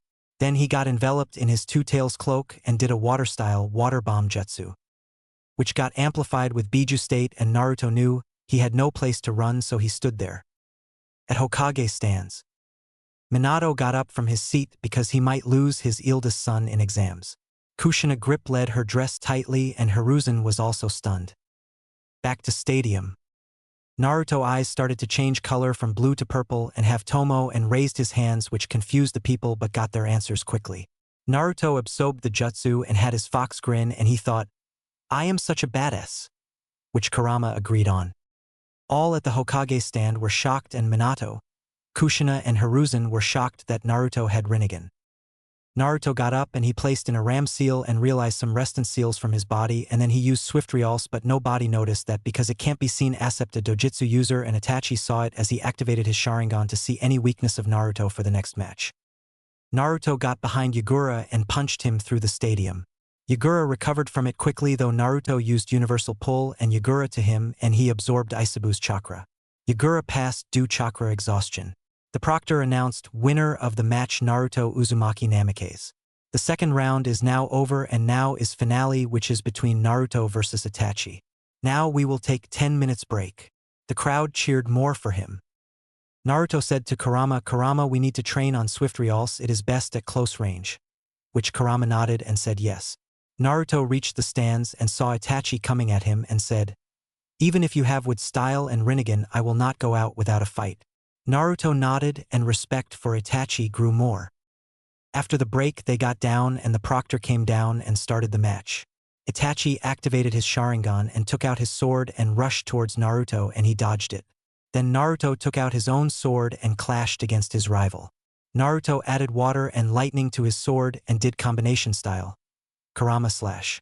And he named it because he wanted to respect him, and the idea of combining two natures in his sword was Kurama's idea. It cut through Itachi's sword, but it only cut Itachi's cheek. Itachi and Naruto made eye contact and Itachi put him in a genjutsu, though Kurama broke it and said, "You idiot, don't you if make eye contact with he can put in a genjutsu because you are only floating." Naruto said to Kurama and said he would check it. Naruto then said, "How about we end in our last move?" And Itachi nodded. Itachi started to make his hand cover with fire and did fire style. Burning Bird. It was a jutsu which would impact on enemy and give them burn enough to state of a knockout or kill him, but Itachi put less power to not to kill his best friend and rival. Naruto moved his palm forward and a familiar sound swirling came and Rasengan was made, though he made it enough to only keep Itachi down. They both rushed at each other, but Naruto activated his Rinnegan and Universal pulled Itachi to him and absorbed Itachi's jutsu and slammed Rasengan on his gut and knocked out Itachi. The proctor came down and said, "Winner of this round and of the Chunin exams, Naruto Uzumaki Namikaze." Everybody cheered for him and he raised his arm like All Might. Minato, Kushina was shocked that Naruto had learned Rasengan and won the Chunin exams. Minato thought that, "I have to talk with Naruto with how he have with style and Rinnegan, how he learned Rasengan." Naruto got congratulations on winning the Chunin exams. He met his team and they congratulated him and he nodded. Itachi was healed by the medics and there were no permanent damage. They went to have barback to celebrate Naruto winning the exams. During eating, Naruto half-asked, half-joked Itachi, "I hope you don't dislike for me winning the exams or slamming Rasengan on you." Itachi, I was twitching and Yugao laughed and Sensei smirked. "I already knew that I can't win. So no, I don't dislike you, and for the last part one would take revenge one day," Itachi said with a smirk. Naruto just smirked and said, "You require a decade worth of training to even hurt me." He laughed at Itachi as his plan backfired. After talking and eating, they got out of the restaurant. They went back to home and rested. The next day, Naruto got up and did his morning routine and got ready to meet with his sensei at the Hokage's tower for the result of the Chunin exams. They met at the tower and greeted each other. They entered the tower and saw the secretary and he guided them to the council chamber. They entered the chamber and all eyes were on Naruto. Shikaku took his seat as Nara head. Then Minato started, "As you know, you are here, so we decide that if you're a Chunin or not." The team nodded. "Yugao Yuzuki," she stepped forward. "The results are great, you did great at the exam and you're very good at Kenjutsu and Ninjutsu and average at Taijutsu. We discussed it and now from here on we are promoting Yugao Yuzuki as a Chunin." Minato said and gave her a Chunin jacket. She took it and put it on and she stepped back. "Itachi Yukiya," and he stepped forward. "The results are freet for you too and you did grat at the exam as well. You are grat at Kenjutsu, Ninjutsu, Genjutsu and average at Taijutsu. We discussed and from now on you are promoted to a Chunin." Minato said and gave Itachi his Chunin jacket, which he took and wore. Fugaku had pride in his eyes. "Naruto Uzumaki Namikaze." And he stepped forward. "The results are the best and you're great at Kenjutsu, Ninjutsu, Fuinjutsu, Taijutsu and average at medical jutsu." And Naruto learned some basic jutsu from Hiruzen after his sensei almost died. "We discussed and you are not promoted to Chunin." The team was about to protest, but Mianto continued, "Instead you are promoted to a Jonin because we saw your skills and intelligence at the exams and decided you have all requirements to be a Jonin." Minato explained and was smiling and had pride in his eyes. He gave Naruto the Jonin jacket and Naruto wore it. The team was shocked that Naruto direct got promoted to Jonin. They were also happy for him because he got promoted. Then Minato said, "The team is dismissed and Naruto, you will come to my office 2 hours later after finish with the council. I want to talk to you in private." The team nodded and left. Naruto knew what Minato wanted to talk about. Kurama said, "They all are power hungry. They saw your power and now want you back after they kicked you out of their home." Naruto agreed with Kurama. 2 hours later, he got to the Hokage's tower and knocked at the door. He heard, "Come in," and he entered the office and saw Minato, Kushina, and Jiraiya. They greeted him and he just nodded his head. Minato now came to main point and said, "Naruto, now I know you that why I are you, so I keeping straight to the point. First question is, how do you have with style and Rinnegan? Second is, why didn't you tell us? Third is, how did you learn Rasengan and your mother's Kenjutsu style?" Naruto nodded and started, "If you know that only Senju can have with style, so I am a Senju, I don't know how. As for Rinnegan, I don't know. For the second question, the answer is that if put some attention on me after my siblings were born and trained me, then I would have told you. For the third, I don't want to say it because it is my secret. Minato and Kushina tried to deny that they neglect him. Then Minato said, I was busy with paperwork and Kushina was with your siblings. Minato tried to defend him and Kushina, but Naruto said, I know you were busy, but you still could make a shadow clone to help me. You did it for the paperwork and played with Menma and Naruto. You could have trained me too, and after my godfather said that my siblings are the child of prophecy. I was happy for them, but you decided to kick me out for them to have some place to grow. Now that I have shown you my power, you are coming back, and now I have my team as my family, and I don't need you as I have made Jonin. Now I can earn more money from mission, so I don't anyone to lean on. Naruto shouted, but not enough to reach outside the room. Kushina is in tears, realizing how did his son grew up, because most of her life grew up like that before she and Minato got together. Minato was holding his tears back and comforted Kushina, and said nothing to Naruto because he knew he was at fault here. Jiraiya was ashamed of himself for kicking out his godson. Minato then asked, Naruto would ever forgive us? Naruto was silent for a minute, then said, I would think about it. Now should I leave if you don't mind? And Minato nodded his head and Naruto left. Naruto reached his apartment and opened his door and sat down. He ate ramen because he didn't want to cook anything now. He was thinking how it would turn out if his parents would not neglect or if he forgived him now. Naruto was brought out of his thoughts when he was pulled to Mindscape by Kurama, and he asked him why he was brought here. Kurama said, we should see what would be your summoning since you are free right now. And Naruto looked at him with a deadpan expression and said, I can summon any summoning, Kurama, so why I would need a summoning? Kurama said, I know, you fool, that you don't need summoning, but you can't learn Sage Mode from the Rinnegan summoning. You have to have a summoning contract to learn it. You can learn about gathering nature chakra and you would be very powerful with it. Naruto nodded his head and asked how would he know which summoning animal would be his. Kurama said, I would show you the reverse summoning technique and you would go to realm of whichever summoning you are suited the most. After you get your contract, then whenever you reverse summon yourself, you would to the summoning realm of the animal you have. Naruto nodded his got out of his mindscape and did hand signs which Kurama sent to his mind, and he reverse summoned himself and found out he was in some type of mountain. Then he started to walk, then voice came, Oh, it seems someone have come here after some centuries. It is nice to see, so I am asking why are you here, human? The dragon said, coming out from the shadow. It was red in color and had scales. It had yellow eyes and 2 small horns coming out. Naruto saw this and answered, I wanted to have a summoning contract, so I reverse summoned myself and found out that I was here. Dragon was impressed that anyone would come here.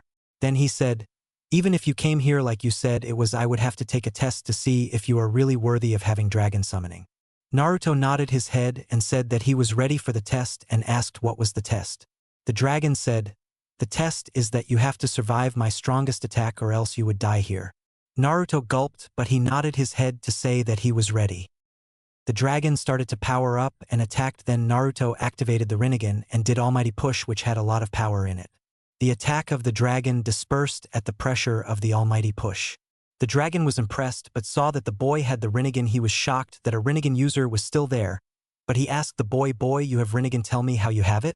And why do you need the summoning? Because you can summon any summoning. Naruto answered, for the first question, the Rinnegan came from my partner inside me, that is the 9 tails he gave me as a gift to me. I would have given you his name, but he doesn't like it. For the second question, I know I can do that, but I can't learn the Sage Mode and I would need a summoning contract, that is why. The dragon nodded his head and said, you have the test, so you can sign the summoning contract and we can be summoned when you need help. My name is Dai and I would be your personal summoning. Naruto nodded his head. Dai brought the scroll that had the contract. He spread it and said, you have write your name in blood and your 5 finger in blood. Naruto did as he was told. After he completed it, the seal glowed for like 10 seconds, then it returned back to normal. Naruto then asked Dai, when would I start learning the Sage Mode? Dai sighed and said, Naruto, you know the Sage Mode is not easy and it seems you can die if you are not careful, so I would suggest you come here to learn Sage Mode after some years, like 4 years or so. Naruto was stunned that he might die if he isn't careful, but had determined eyes that he would not die. Naruto nodded his head and thanked Dai for everything and got back to his home and went to sleep because he was tired after this much. The next day Naruto got up and did his morning routine and headed to the training ground 7 to meet his team. By the time he got there everybody was there. Shikaku started, "Congratulations on being promoted. I am very proud of being on your sensei, and I now admit it that I like my time spent with you. But happy days come to end. Now you all are promoted to Chunin and Jonin, so Team 7 is disbanded from here on." Naruto, Itachi, and Yugao were shocked at the revelation, but Itachi and Naruto guessed it somewhat. Then he said, "Even though your team is disbanded, you will work still together now because you are young and don't have experience. Tomorrow you would your first day rank mission, so be ready and pack your things for everything." We nodded and left to pack their things. Naruto also packed 6th level of Fuinjutsu book with him to learn doing the trip because he knows that higher rank missions last a long time. The next day came and they all went at the Hokage's tower. They knocked at the door and a voice said, "Come in," and they entered. Minato began to say, "So you all know that your team is disbanded, but you will work for now because you are young and don't have experience, so I would be giving you a rank for the experience. Now your mission is dash. Now your mission is to bring back Tsunade Senju back to Leaf Mission safely because we need her medical ninjutsu to help with the hospital. Last known location of her was Umiai Town," said Minato.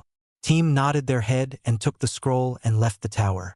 They left the village and headed towards Umiai Town, which was 2 days' trip. And I just put Umiai Town name, it is not any town but consider it for now. The time felt as if fly by and they reached the town, and now they have searched the whole, which luckily Naruto knew something that would help a lot in finding her and summoned some dogs and cat and gave it a picture to find, and they spread it out. Team went to a hotel and checked in. Few hours a dog had found her on a bar laying funked and a younger woman with a pig in her hand. The team decided that they would meet her now. They got up and headed towards the bar, and when they entered the bar and they had clutched their nose as it was full smell of liquor and they didn't like it a bit. Then they sat down in front of Tsunade and the lady, and she asked, "Why are you sitting here? This place is reserved. Are someone from the debt collectors? Are yo dash?" She wanted to continue, but she was cut off by Naruto, and he said, "We are here from Leaf and send to bring her back." Tsunade stood up and pointed her finger at Naruto and said, "I will not go back to that rigid village that took everything from me. It took my clan, lover, and my brother. I will never go back to that village. By the way, who are and way?" Naruto told in normal voice, "My name is Naruto Uzumaki Namikaze. This is Itachi Yukiya and this is Yugao Yuzuki. We are here on a mission to bring you back. We can also bring you back forcefully." Itachi and Yugao got a little tense.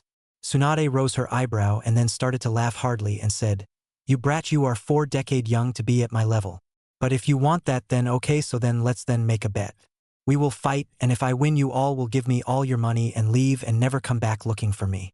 If you win, then I will come to village willingly. Now brat, do you accept it?" Naruto looked at his team and they first discussed, and they made a decision that Naruto would fight her because there is no other option to bring her back. Naruto nodded his head and said, "I accept. We are going to forest to not create any destruction here." Tsunade nodded her head and started following them. While they were discussing, Shizune tried to stop her master, but for no avail. She also tried the kids to back off, but they didn't listen.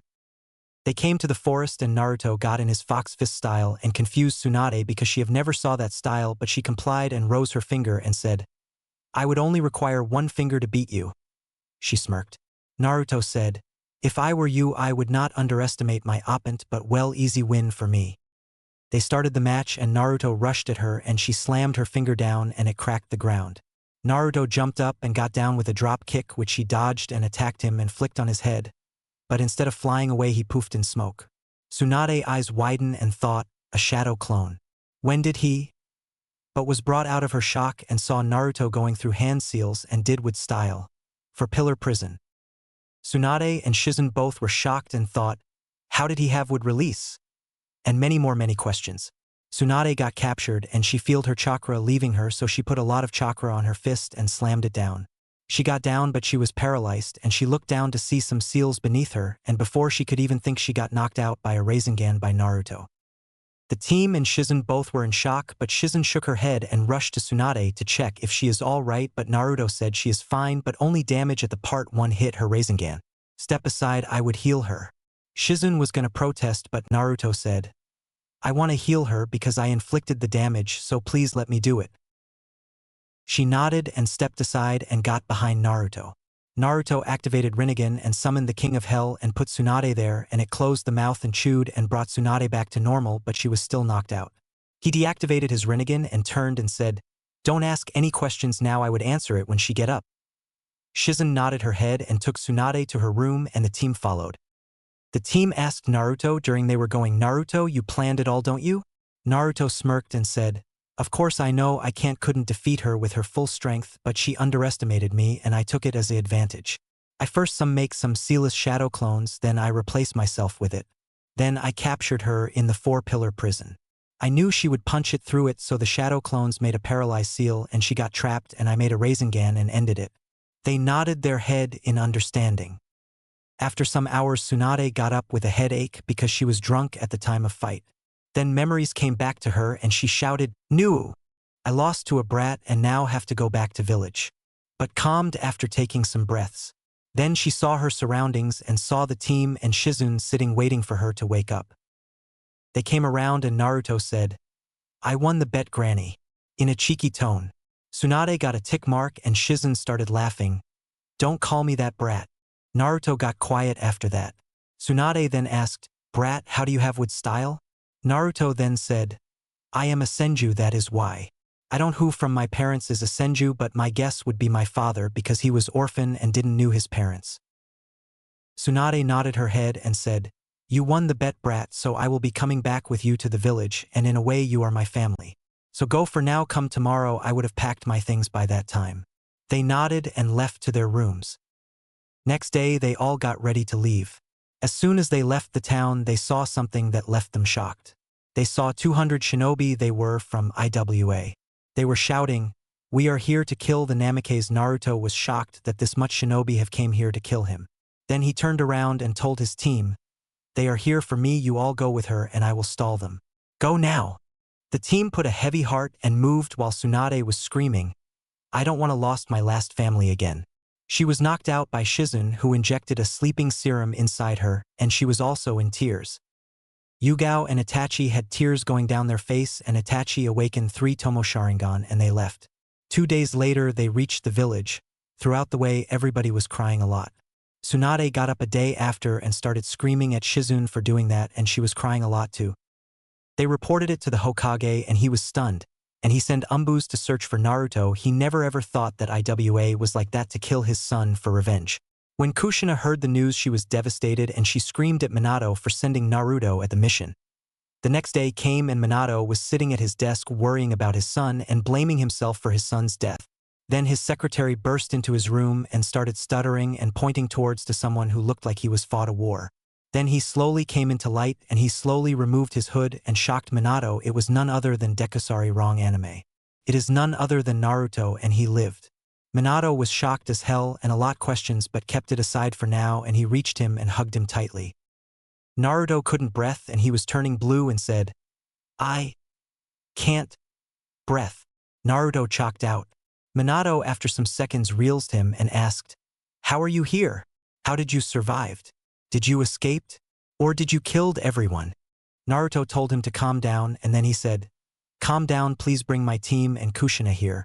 I will tell all at once because I don't want to repeat the story for everyone." Minato and summoned his ANBU and told them to bring Kushina, Tsunade, and his team. The ANBU nodded his head and left to bring them. After 30 minutes everyone came to the office. They saw a hooded figure there but didn't question about it.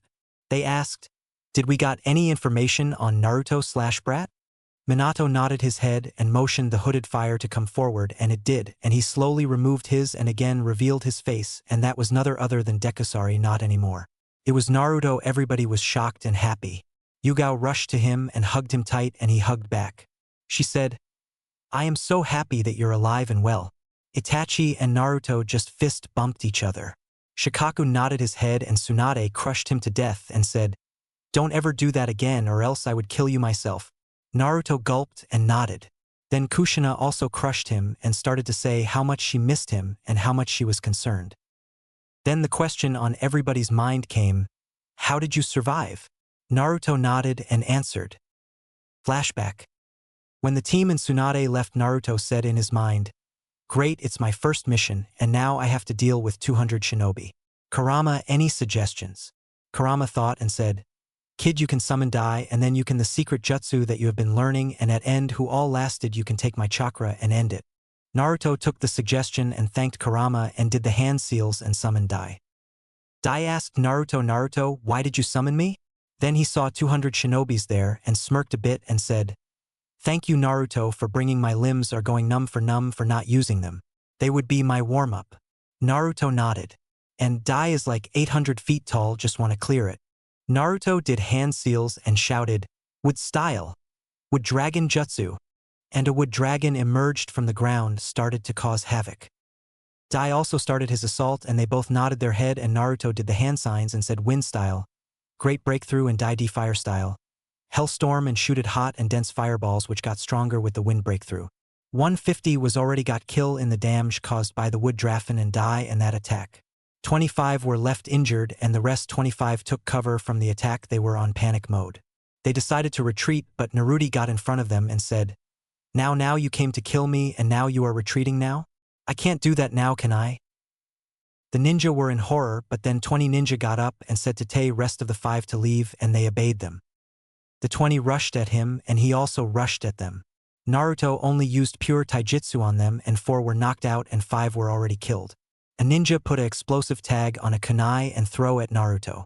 Naruto caught it between the air and took the tag and placed the tag on the one who threw at him and said, I think this belongs to you. The shinobi tried to remove it but ran out of time and exploded and took 10 more with him.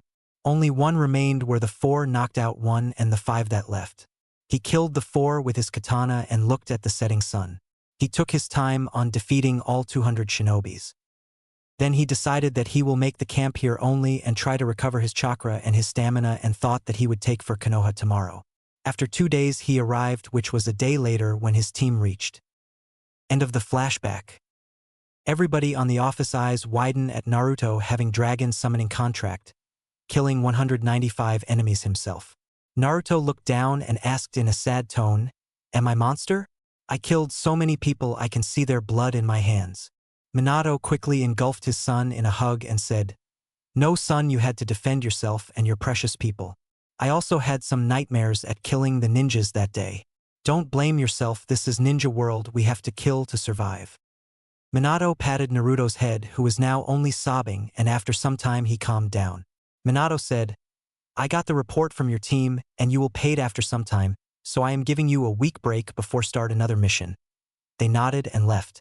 Tsunade grabbed his hand and dragged him to the hospital and said, You fought 200 shinobis by yourself, you have to let yourself get checked out.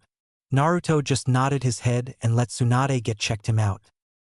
The whole week went and the friends each other presents and celebrated Naruto's victory, and the next week, when they entered the Hokage's office to take another mission, they were all shocked at the news that they received, and that was that Naruto got on the bingo book and his name was Dragon God and he was AS rank ninja. Minato then said, Congratulations on being recognized as AS rank ninja at such a young age, but you need to be more careful as you have a bounty on your head from IWA. Naruto, I have offer for you if you want to accept. Naruto thought about it for a minute, then nodded his head. Then Minato said, and everyone on the team got shocked, but Naruto inside his anticipated it a little, but he don't thought that he would asked about this beg or he thought, I want you to join ANBU. I am giving you the whole time of this mission to decide what would be your decision. I don't you to be feel stressed, you can decline it too. Naruto nodded his head and saw Yugao flinch a little, and then he remembered that Yugao had a dream that she wanted to be a head captain of the ANBU. Then he tried to console her because he had some feelings towards her and couldn't express during the events. She just gave him a fake smile and said, I am okay Naruto, congrats on being S rank at such a young age. Naruto though just nodded, but inside he could feel his heart breaking apart seeing at such a state. The mission was that they have to protect a merchandiser from the ninjas of Kumo IWA and missed they have to bring him safe back to Suna. They left to go to their home and packed their stuff and got out and head towards the town where they would start their mission. They got there after 3 hours and saw the merchandiser and they got on the road. The road was peaceful and Naruto was thinking about the offer that he was offered. Then he asked Kurama for any suggestion. Kurama said, I don't know kid, there are pros like you would get more experience and would likely learn more things and know about some secrets, and cons are that your life would be at risk and you not be able to contact anyone close to you enough. I have given you pros and cons, now you have to decide it. Naruto nodded his head after listening to the pros and cons. They came to a stop as the sun was already setting, and they set up the camp and slept there for the night. The next day moved forward to their destination but was stopped by Garen Urin, who was a rank missing nin from Kumo. The team got tensed and Garen asked, "Brats, let me take me that man and I might let you live." Merchandiser was trembling because he was thinking that the kids would just let him go, but he was proven wrong when Naruto moved forward and said, "This is our client and we can't let him go." Then Garen said, "Too bad, now you have to die." Then he rushed forward and took out his sword and swinged at Naruto, and at him, but he poofed. That confused Garen but understood that it was a shadow clone. Then he was struck by 3 shuriken but substituted by Tree Trunk and attacked Naruto from behind, but Itachi saved him and hit Garen with fire style. Phoenix Flower Jutsu. Garen only took 2 fireballs, but then he dodged it. Garen landed and Naruto took out his sword and engulfed it with water and lightning chakra nature. Garen was impressed. Then he had to dodge a swip from Yugao. Then he and Itachi and Yugao was fighting a kenjutsu battle while Naruto made a few shadow clones. After some minutes them battling, Naruto shouted now and Yugao and Itachi got aside and Naruto was almost done his attack, but Garen said, "I can easily dodge that." Naruto just smirked and Garen felt heavy and he fell down to the ground and he saw some seals. Naruto said, "It is a gravity seal, you can't get out of it since it takes your chakra and make you lose consciousness, but today you will be unconscious for the rest of the time." Naruto shouted combination style, vapor burning jutsu, and shot a water lightning wave towards Garen. It burned him very badly and only his head could be identified. They cut off his head and put it on a sealing scroll. The merchandiser threw up. Then after that they took of Tsuna. Took them 1.5 days to reach there. The merchandiser signed the scroll, which was that he safely reached to his destination. Then they took of back to Konoha. Naruto just summoned his dragon and they flew most of the time. Took them 8 hours to reach Konoha. They first reached the Hokage office to give their report, and they knocked the door, and a voice said, "Come in." They entered and Minato was shocked and checked them clearly and asked, "How did you all came here so fast? Did the client died?" He was cut off by Naruto, who gave the report of the mission and took out Garen's head as proof. Minato was shocked at first, but he remembered that his son has defeated 200 Jonins and Chunins. Then he said, "We came here so fast because of my dragon summoning." Minato nodded his head and then Naruto answered the question before it was even asked. "Yes, I will join and I want to be known as Dragon." Minato nodded his head and told, "Okay, you all will get a part of the bounty on Garen, and Naruto, you come here tomorrow and I'll give you your mask and dress, and then I will give the place where the ANBU headquarters are, then you would go and start your journey, Dragon." They nodded and left. Naruto asked them, "Want to join me on Ichiraku's? I am hungry?" Itachi shrugged and followed, and Yugao said, "I am a little busy, but you continue on." Itachi and Naruto both saw the sadness in her eyes but left to have ramen. The next day, Naruto got to the Hokage's tower and he got to the office and knocked the door, and a voice came, "Come in." And he entered. Then Minato noticed it was Naruto and he greeted him and he nodded his head. Then Minato gave him the dress/uniform of ANBU and a mask in which Dragon Wad engraved, and he took and changed it very quickly. Minato gave him a slip and he took it and body flickered out of there and got to the destination and saw a dog ANBU there, and he recognized him as Kakashi-senpai. He greeted and Kakashi just nodded and took him to the underground base, and the rest of the ANBU were shocked. They were shocked because he was short compared to the others, and they thought, "How can a little brat came here? How do you have a mask of leaf?" Kakashi and Naruto saw all the looks but shrugged it off, and Kakashi continued showing Naruto around and where he might sleep if he chooses. After some hours Minato came there and announced the newcomer Dragon. The ANBU commander knew who Dragon was because he only requested him to join. Then he said, "Hokage-sama, if you don't mind, we would like to test his skills to see in which team we should put him in." Minato nodded and Naruto moved forward on the ring and 2 elite ANBU came. The commander said, "Don't worry about losing or winning, we only see your skills and choose to put on what team you are in." Naruto nodded his and understood it. Then match started. The 2 ANBU rushed and Naruto just stood there. Everybody was confused and Minato just smirked, and the 2 ANBU cut him, but he poofed and Naruto came from beneath and did the earth style, headhunter jutsu. Then the ANBU was going to come out, but their paper bombs down, and the ANBU that was down was knocked out and his legs were burned a little, and the ANBU that was up was sent flying off. Then Naruto did the lightning style, flash step. He came above the ANBU and slammed a Rasengan on his gut, which knocked him out. The commander was impressed and he expected it, and the other ANBUs except Kakashi was extremely shocked that a kid have defeated 2 elite ANBU. Then the commander then said he would on Team Hunter. Dragon, congratulations, you are now officially a ANBU, and you would go on the missions after you read the rules and can communicate with others in our secret language. Naruto nodded and everyone was shocked because a rookie was in the strongest ANBU team. Naruto got to learning the things what he needed to do. Naruto learned all the things within a day because of his Rinnegan. He and his team was summoned to the office and they got their mission, which was capture or kill Orochimaru, which had fled from the village and have become a Rouge Ninja. They left and packed all there as fast as they could. They left the gates and rushed out of the village. They rushed for a day and saw Orochimaru at a camp he set. They saw a baby approximate 3 years old and she was a girl with red hair. Naruto didn't know what, but he could feel she is his family, but he couldn't know who it is. The captain in the secret language said, "Dragon on right and Parrot on left and Crow on behind, and I would be at front." They nodded their head and got to their position. They were waiting for their captain to give them a signal, and after a few minutes they got the signal and they attacked. They entered the camp and they saw paper bombs lighting up and their eyes widened, but Naruto did hand signs on time and a wooden dome protected all of them. The ANBU captain nodded his head in acknowledgement and they continued on catching Orochimaru. After a few minutes they catched up and Orochimaru cursed himself and thought, "I was sure that someone must be hurt and I could escape." Then he saw there was 5 normal ANBU and 1 shorter ANBU. He stopped and thought that he is a Sannin and that he could take care of them and be on his way and he don't have to worry the rest of journey. As soon as he stopped, all ANBU dropped to the ground and got to their fighting stances. Orochimaru chuckled a little and said, "Look what we've got here, ANBUs from Leaf. I knew they were going to send some ANBUs, but I didn't think they would send 5 ANBUs and a kid. Are they underestimating me? I am freaking Sannin. And no one knows the strongest or weakest team other than ANBU and Hokage." Orochimaru got on his snake stances and rushed at Parrot and tried to knock out him unconscious fast, but Parrot dodged it and sliced Orochimaru in half, but it turns out to be a mud clone and he emerges from the ground behind Dragon and tried to cut him, but he was sent flying back by almighty push, but he didn't heard the attack's name. He was confused as to how he was sent flying back, but he recovered fast and attacked again, but was stopped by the captain and they got on a Kenjutsu battle and Naruto made shadow clones and waited for the moment. Then as soon as they were ready and he did earth style, body binding jutsu.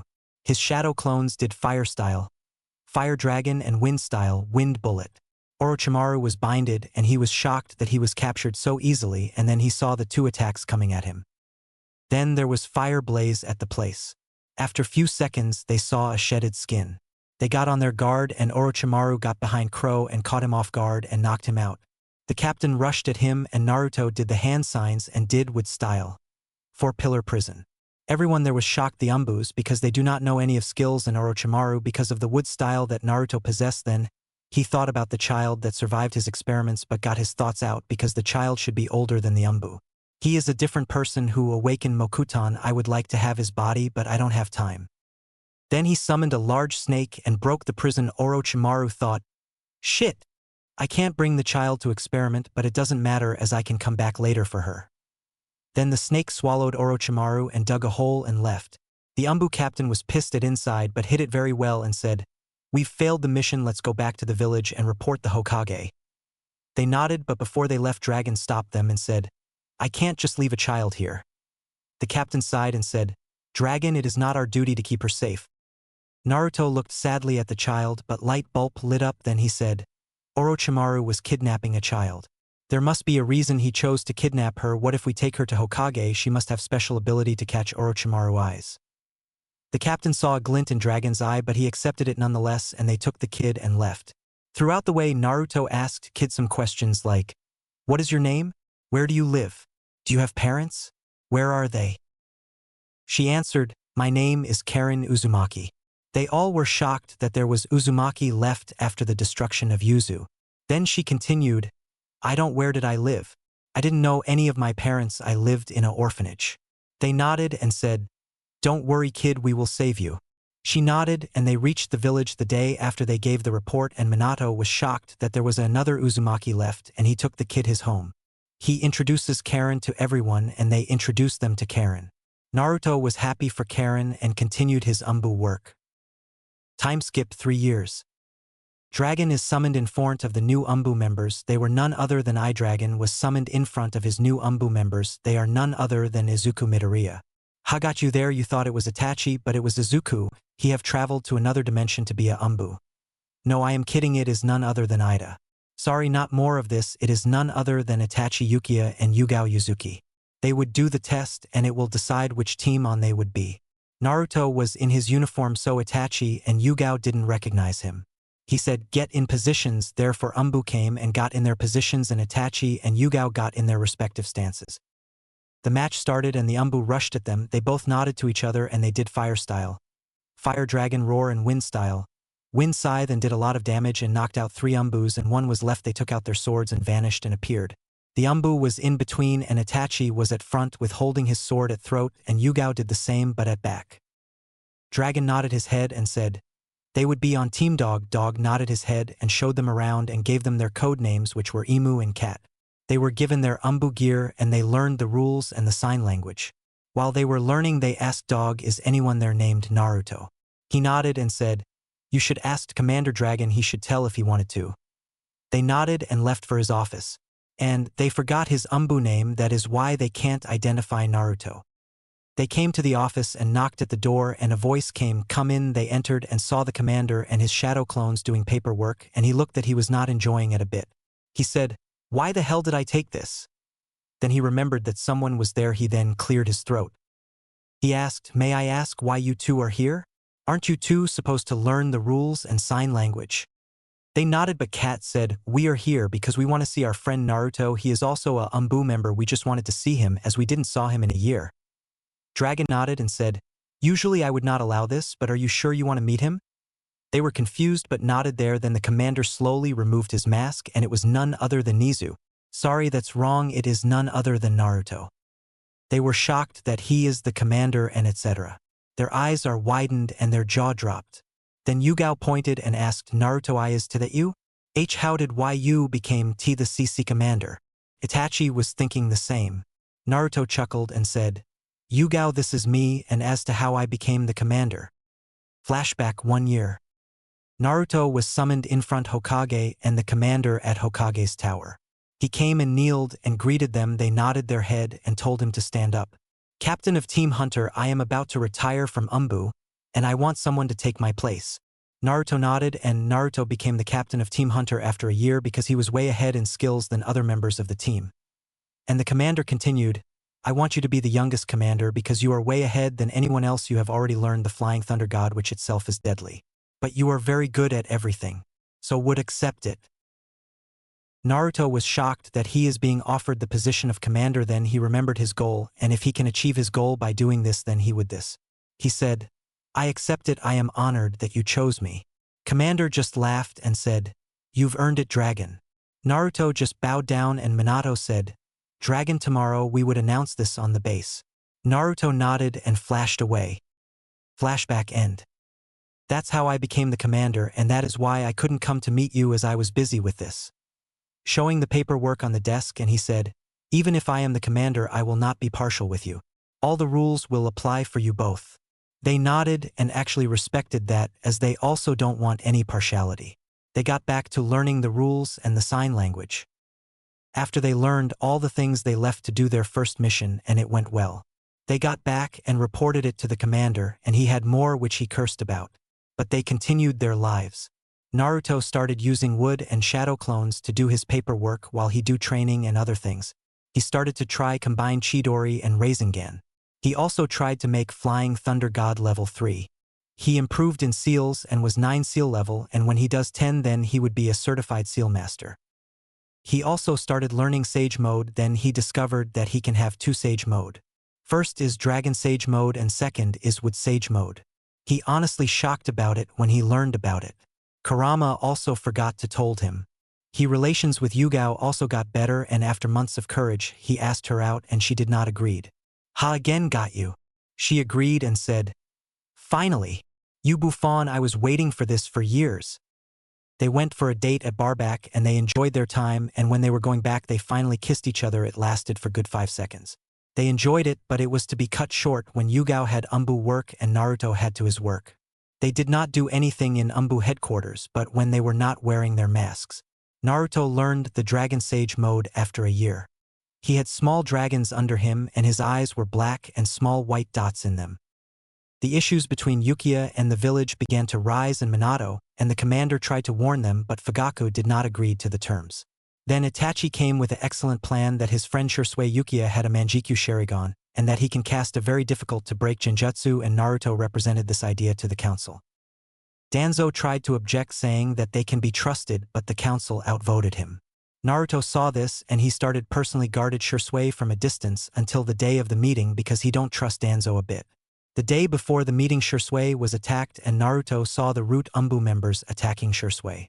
Then he saw Danzo coming there and he listened. "You don't deserve the Sharingan, I will use it wisely." He was gonna plug out Shisui's eye, but Naruto stopped him and cut his hand clean off. Danzo started screaming and Naruto said, "Danzo Shimura, you tried to kill a leaf shinobi and a ANBU which is under my care, what do you have to say about this?" Danzo saw the commander and gritted his teeth and said, "He don't deserve the Sharingan, I will use it wisely. Yukiya clan cannot be changed, they have to be killed." Commander under his mask was pissed and said, "You don't have any right to decide what is their fate. You should have given them a chance, now you have pay for your crimes." Danzo laughed and said, "Even if you are the commander, you can't handle all the Root ANBU alone." Naruto just smirked under his mark and Meika would clone and it touched Shisui and they vanished in an orange flash. They went to Tsunade because Naruto wanted to confirm if Shisui, and they found a poison in Shisui and Tsunade quickly got to her work. While this was going on, Naruto had started his battle with the Root ANBU. He sliced and diced everywhere, then he jumped back and thought, "They are too much, I think it is the best time to do this. Last time I did this it hurt like hell, but this time I will enter Sage mode." Then he entered the Dragon Sage mode and made 2 shadow clones and they started to make the Chidogan. Naruto had accomplished it, he have successfully merged both Chidori and Rasengan. And I will call it Chidogan until you give me a better name.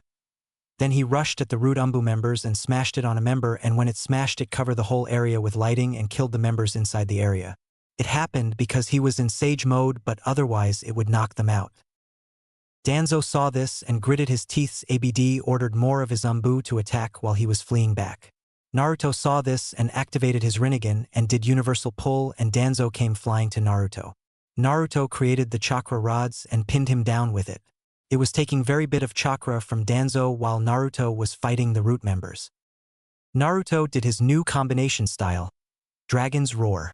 It made water, lightning and fire dragon and they merged and attacked the Root members. He saw over half of the Roots were killed, then he saw that he have to finish it fast, then he did the impossible that he combined the Wood Sage mode and Dragon Sage mode. There was a circle and point inside it, it was at his forehead, then he had 2 dragons under his eyes and there were also 2 lines connecting each other. His eyes were black with white dots in it. Naruto could feel like he is a powerhouse and that he can never run out of chakra. Then he tried to make a normal Rasengan, but it came out as bigger and denser. With this newfound power, he rushed at the rest that were left and finished them off. It was total 500 Root ANBU members that he killed, and they burned their body themselves as part of the rule they had to follow. He then took Danzo and flashed to the office and threw him to the floor. Minato saw this and said, "Report," in a serious tone, and Naruto nodded and started from the beginning at how Danzo Root members attempted to attack Shisui, and then Danzo came and tried to pluck out Shisui's eyes. Then he stopped him and asked why he did this, and he said that Yukiya can't be trusted and some rubbish. Then they fight and he had 500 Root ANBU undercover from Hokage. Then he said, "I think Danzo have much more hidden secrets that I think we should know. We should tell Inoichi to read his mind." Minato nodded and Naruto flashed away. Naruto flashed away to Tsunade to check if Shisui is okay. He flashed in and scared Tsunade. "Kid, don't scare me like that." Naruto apologies for that and asked how Shisui is. Tsunade said, "You brought at a right time, if you were late for even a minute the poison would have spread and it would be impossible to stop it." Naruto nodded at that information. Shisui recovered after some hours and was shocked to see he was at hospital. Then the memories came back to him and he screamed, "Danzo!" Naruto heard this and entered the room. Shisui saw the commander and bowed. Naruto said, Whoa, rest, you don't need to bow now." Shisui nodded and got up and was going to ask what happened after he left, but Naruto said, "I will explain it, but first calm down." Shisui calmed down, then Naruto explained what happened after he left. Shisui was shocked that the commander took 500 shinobis alone and won. Then he understood why this was the youngest commander. Then Naruto said, "Danzo would be handled by Hokage, but I think he will survive the Hokage's wrath. It would be most likely would be done after the meeting with Fugaku. So rest, we need you to be at full health before the meeting, otherwise your genjutsu might not work. Shisui nodded and went to sleep. Naruto flashed away to his home and got down to his boxers and got to his bed and slept. He knows tomorrow would be a hectic day, so he wanted to be prepared. Then the next day he woke up and got in his ANBU gear and went to Hokage office to prepare for the meeting that was being held today. Hokage nodded his head seeing dragon, and they continued their preparation. Half an hour later everything was set and Naruto flashed to his office and saw the stacks of paperwork. He cursed it and he understood why his father would always be busy. Naruto groaned and made 4 shadow clones and started his work. Few minutes passed and there was a knock on his door and he allowed to let them in. Imu poked his head out and saw Commander doing paperwork, then he apologizes if he interrupted anything. Naruto said, "No, come in, I might get few minutes off the paperwork."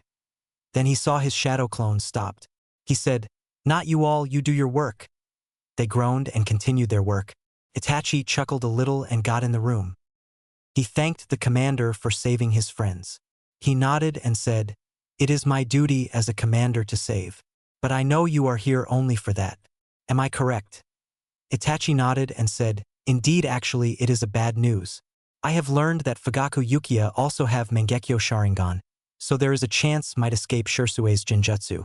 Naruto was shocked that Fugaku had Mangekyo but didn't show it. Naruto nodded at the information and dismissed Itachi. Naruto turned to his shadow clones and said, "You do the work, I am going to talk to Hokage." They nodded and Naruto made a shadow clone replace his real self. Then he flashed away to the Hokage's office. He entered without knocking and saw Minato making out with Kushina.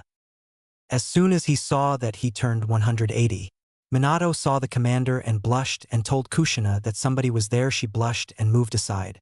Minato cleared his throat and asked, "May I ask you, why did you just barged in?" Naruto turned around and saw they were separated. Then he cleared his throat. He said, "I didn't expected you to make out in the office. Anyways, we got a bad news from Imu." This got Minato's full attention. Naruto was going to begin but stopped when he remembered Kushina was here. He glanced at her, then at Minato. He understood what commander is saying and he asked Kushina to leave. Kushina pouted and left and said she would be waiting. Naruto continued, "Imu got the bad news that Fugaku have Mangekyo Sharingan." Minato was shocked that Fugaku had Mangekyo but let Naruto continue. "Imu is saying that there might be a chance that Fugaku broke out of the genjutsu. So we have to make a plan B if he does get out." Minato nodded and they made a plan. Time skipped to the meeting. The meeting started and there was Fugaku and the elders, Minato, Naruto, Itachi and Shisui. Minato started the conversation and tried to negotiate with Fugaku, but he can clearly see that it was doing nothing. Then Minato did signal to Shisui to do the plan. Shisui activated his Mangekyo and did the Kodo Amatsukami. As they expected, all the elders was in the genjutsu and Fugaku activated his Mangekyo and broke out.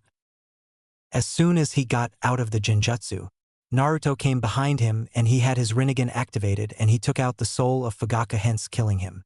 Itachi and Shisui was shocked that Fugaku was killed. Itachi awakened his Mangekyo and he had tears of blood. Naruto said to Shisui, "Plant the memories that Mikoto would be the new clan leader and erase anything for Ku. They will say Fugaku was unfit for the clan position." Shisui nodded and did the same thing that Naruto told. Naruto looked at the Itachi and said, "There was no other way." Itachi nodded his head. Minato looked at them and said, "This is a SS rank secret, you can't reveal anything what happened in this room. If you do, then your punishment would be death. Is that understood? You can say this to Mikado, she have the right to know." They nodded. Naruto made would clone and he transformed to Fugaku. They left the room as nothing have happened in the room. Fugaku, Naruto, went to home, Itachi's home. Then Mikado called them for dinner and they sat down and started eating and Fugaku nodded his head and Itachi nodded and said, "Mother, me and father want to talk to you." Mikado was confused. Why did they want to talk to her and why didn't Fugaku said anything? She shrugged and they finished their dinner and they went to the room and she sat down and Itachi started, "Mother, as you know, we were trying to do coup against the village." Mikoto was not liking where this was going but let her son continue and she nodded. "We had a meeting to negotiate but the clan elders and father didn't agree, so we had to use force to stop." Itachi stopped to see how his mothette would react. Mikado looked shocked that they had to use force. Itachi continued to tell what happened today at the meeting and Fugaku transformed back to Naruto. Mikado began to cry because her husband had to die, but she controlled her emotions. Naruto said, "I am sorry for your loss. I honestly can't feel what you are going through, but we had no other chance." She nodded. "Sorry again, but you have to carry more burden because you have be the clan head." Until Itachi is 18-inch, Mikado nodded while sobbing a little. Then the whole Uchiha clan was assembled by the clan leaders and they announced the new leader and said that Fugaku was unfit for leadership and that he have committed suicide last night. They all were shocked at the sudden news that they received. Sasuke began to cry a lot and his Sharingan activated. Everything went smoothly after that. The Uchiha clan had a funeral for Fugaku and they had to move on their life. Mikado now took the seat of clan head and Itachi had his girlfriend Izumi. Naruto teased him every now and then about that. Time skip 5 years. Naruto and Yugao grew closer and did that. Naruto also gave his commander position to Tenzo and retired from ANBU and Yugao became a ANBU captain. Itachi also retired after Izumi and his mother bugging him constantly. Naruto also forgive his family and had good relationships with his siblings. Naruto would also sometimes train Sasuke a bit. Naruto was now an elite jonin. He was summoned in the Hokage Tower and he don't the reason. He saw Minato and other jonins there. He understood now what was going on. Minato came there and said, "You all must know why you are here, but even if you don't know you are being assigned to, you all must know why you are here, even if you don't know you are assigned to be a Jonin sensei and lead a team of genins." Minato said to all the jonins. The jonins nodded and soon Minato was giving them their team. Naruto's turn came and Minato said, "Naruto, wait here for Itachi. Then I will give you the team." Naruto was confused as to why he was waiting for Itachi but shrugged it off. After a few minutes Itachi came and greeted them. He asked, "What service do you need from me, Kokage-sama?"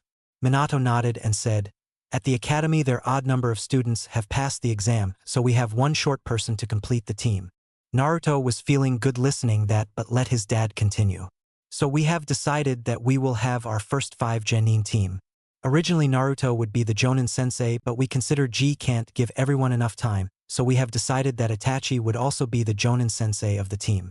Itachi nodded and Naruto did the same.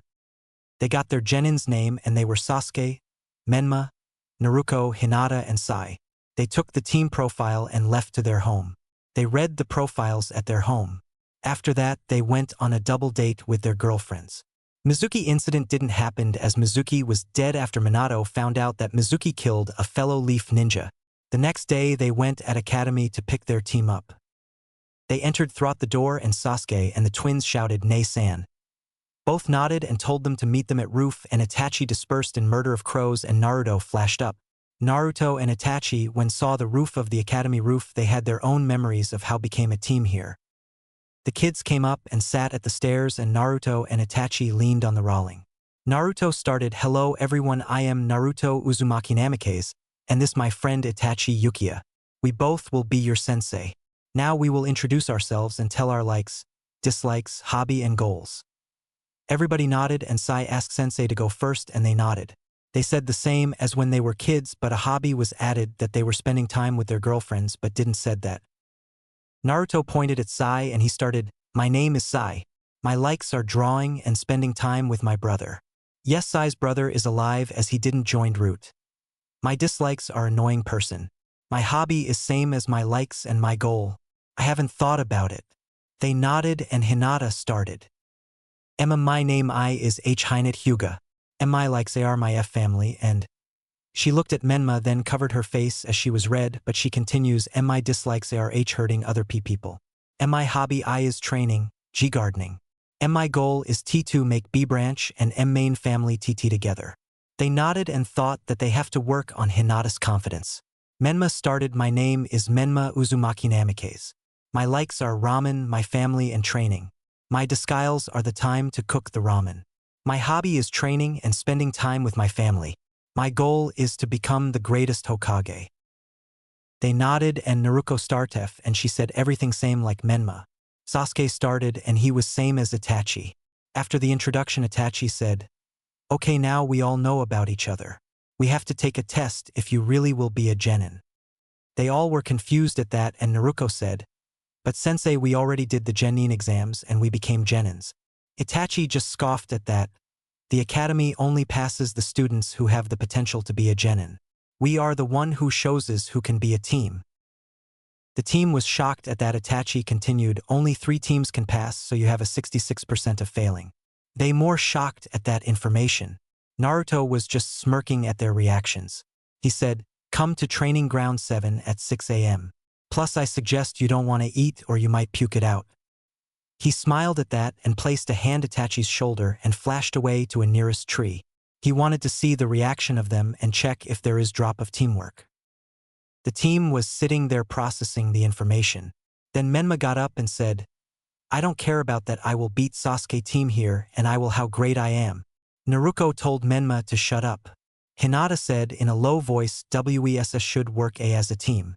But nobody heard her. After that, they went back to their home and Naruto and Itachi just shook their heads at that and left. Naruto went home and saw Yugao was there. He asked, "Came early?" SBE nodded at that and threw herself at the bed. "I am exhausted. I was working for 3 days straight." Naruto nodded at that and got on the bed. "Last I remembered you today. Have to see your new team today with Itachi." Naruto nodded but said, "You are exhausted now. I will tell you later about it. Now is the only time we have got, so let's not waste it." Yugao giggles at that. Next day Naruto and Itachi came early. Naruto asked, "What do you think, will they pass?" Itachi said nothing for a few seconds and then said, "I can see potential in this team, but it would be very hard to bring it out." Naruto nodded at that. He said, "Would you take the test?" Itachi nodded at that. After half an hour later all the team came. The team didn't saw Naruto, so Naruto asked, "Where is Naruto-ne-san?" Itachi said, "Don't worry about him because I will take your test. This is a survival test. You will have to take these bells from me and then you will pass. If you all don't pass, then I will tie you to that post and eat your breakfast in front of you." Naruto saw something, asked, "Sensei, there are only three bells." Itachi nodded at that. "Yes, nice observation. Only 3 people would pass and the rest would go back to academy." They were all shocked at that fact.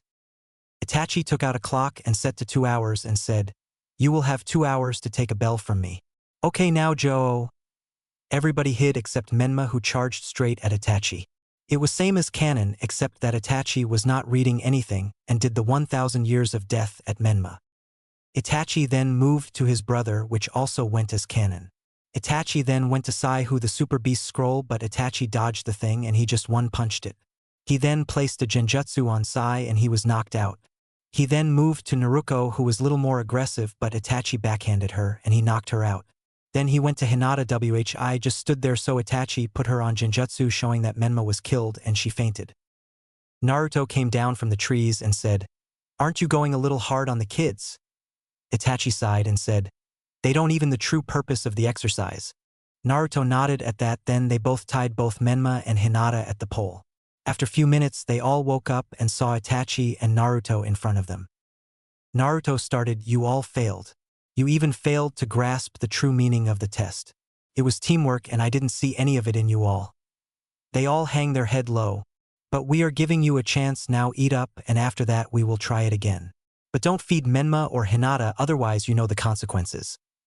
Then Naruto and Itachi shuned to the nearest tree and waited for their response. Sasuke did the same thing as canon and feeded Menma, and Naruto feeded Hinata. Naruto and Itachi smiled at that and came near to them and said, "When we told you not to feed them, we were serious. Now what do you want to say about this?" Then Sasuke said, "We are a team, so we will leave our comrade to suffer, and we will take the punishment equally." "Then you all pass," said Naruto, and the team was confused, and Naruto said, "My senpai said a thing that I respected a most. He said that those who break the rules are scum, but who abandon their comrades are worse than a scum." They nodded at that. Itachi said, "So you all are officially Team 7, so meet us at Hokage's tower at 8 a.m. to take your first mission." Then they shuned to the Hokage tower to give their reports. The next day came and the team went to Hokage's tower and they were excited to get their first mission, and Itachi and Naruto was smirking the whole time. They remembered the time when they were also excited getting their first mission and how their dreams crumbled away. When the Hokage gave them the mission of cleaning a river, the team's eyes widened and the senseis was enjoying their reactions. The team groaned while cleaning the river and said, "The worst first mission." Naruto tried to cheer them, said, "Don't worry guys, after we complete today's mission then I and Itachi-sensei would train you all." The team got excited and thought they were going to learn some new cool jutsu, but how wrong they were. Itachi smirked seeing their reaction and said to Naruto, "I want to see what type of reaction will they give after you train them." Naruto said, "Hey, what do you mean? I just train everybody hard because I want them to be strong." Itachi just whispered, but Naruto heard that, "It is just an excuse because you enjoy torturing them." Naruto just glared at him and he shrugged it off. Naruto said, "I am technically still a level higher than you know. I can still order you around, so I might let you go through my training." He smirked at that. Yes, Itachi is only Jonin. You might say that is not possible, but Itachi only asked to be a Jonin as he wanted to spend his time with his girlfriend. Naruto became an elite Jonin because Yugao is mostly out because of her ANBU work. So he didn't want it to be bored, so he would take missions. Itachi paled at that comment. He didn't said anything after that and Naruto was satisfied with that. When they were done with their mission, they thought they were going to learn something, but they went through hell. They had to do 200 push-ups, sit-ups, squats, and they had to do while wearing weights. Naruto also did in front of them to encourage them. After 3 hours, they were finally finished and they were panting very hard. They thought, "Never ask Naruto-sensei/Nae-san for training." Naruto said, "Wanna do more training?" They shook head, refusing the offer. Naruto just shrugged it off and went home. The next month went and the team did 40D ranks. Naruto would physically train them while Itachi taught them how to control their chakra. He taught them leaf-sticking exercise, kunai balancing, tree walking, and water walking. The next time when they went to Hokage requesting a mission, the team asked the Hokage to give them a higher rank mission. Hokage looked at Itachi and Naruto and they both nodded. Then Minato said, "Okay, I have C rank mission for you all luckily." Then he set his ANBU to bring Tazuna. Tazuna entered the room and the whole room was filled with a scent of liquor. The team held their breath as to not smell it. Naruto, Itachi, and Minato was not affected by it. Tazuna said, "Okay, this the team. You all will meet tomorrow at your gate, then we would leave to the land of waves." They nodded at that. Tazuna didn't roast them because they had numbers, plus the team was decent and Naruto and Itachi looked a capable ninja. Minato asked Naruto and Itachi to wait here. They nodded at that and told the team to pack their stuff for 2 weeks and the team left. Minato said, "I think Tazuna is lying about the rank of this mission as I could see the nervousness in his eyes when he gave the rank of the mission, so I am sending your team as you both can handle the mission and we want to get resources from Wave. Ask Tazuna to give the team money according to the mission rank after the mission over. If he can't give, don't worry about it." They both nodded and left to pack their things.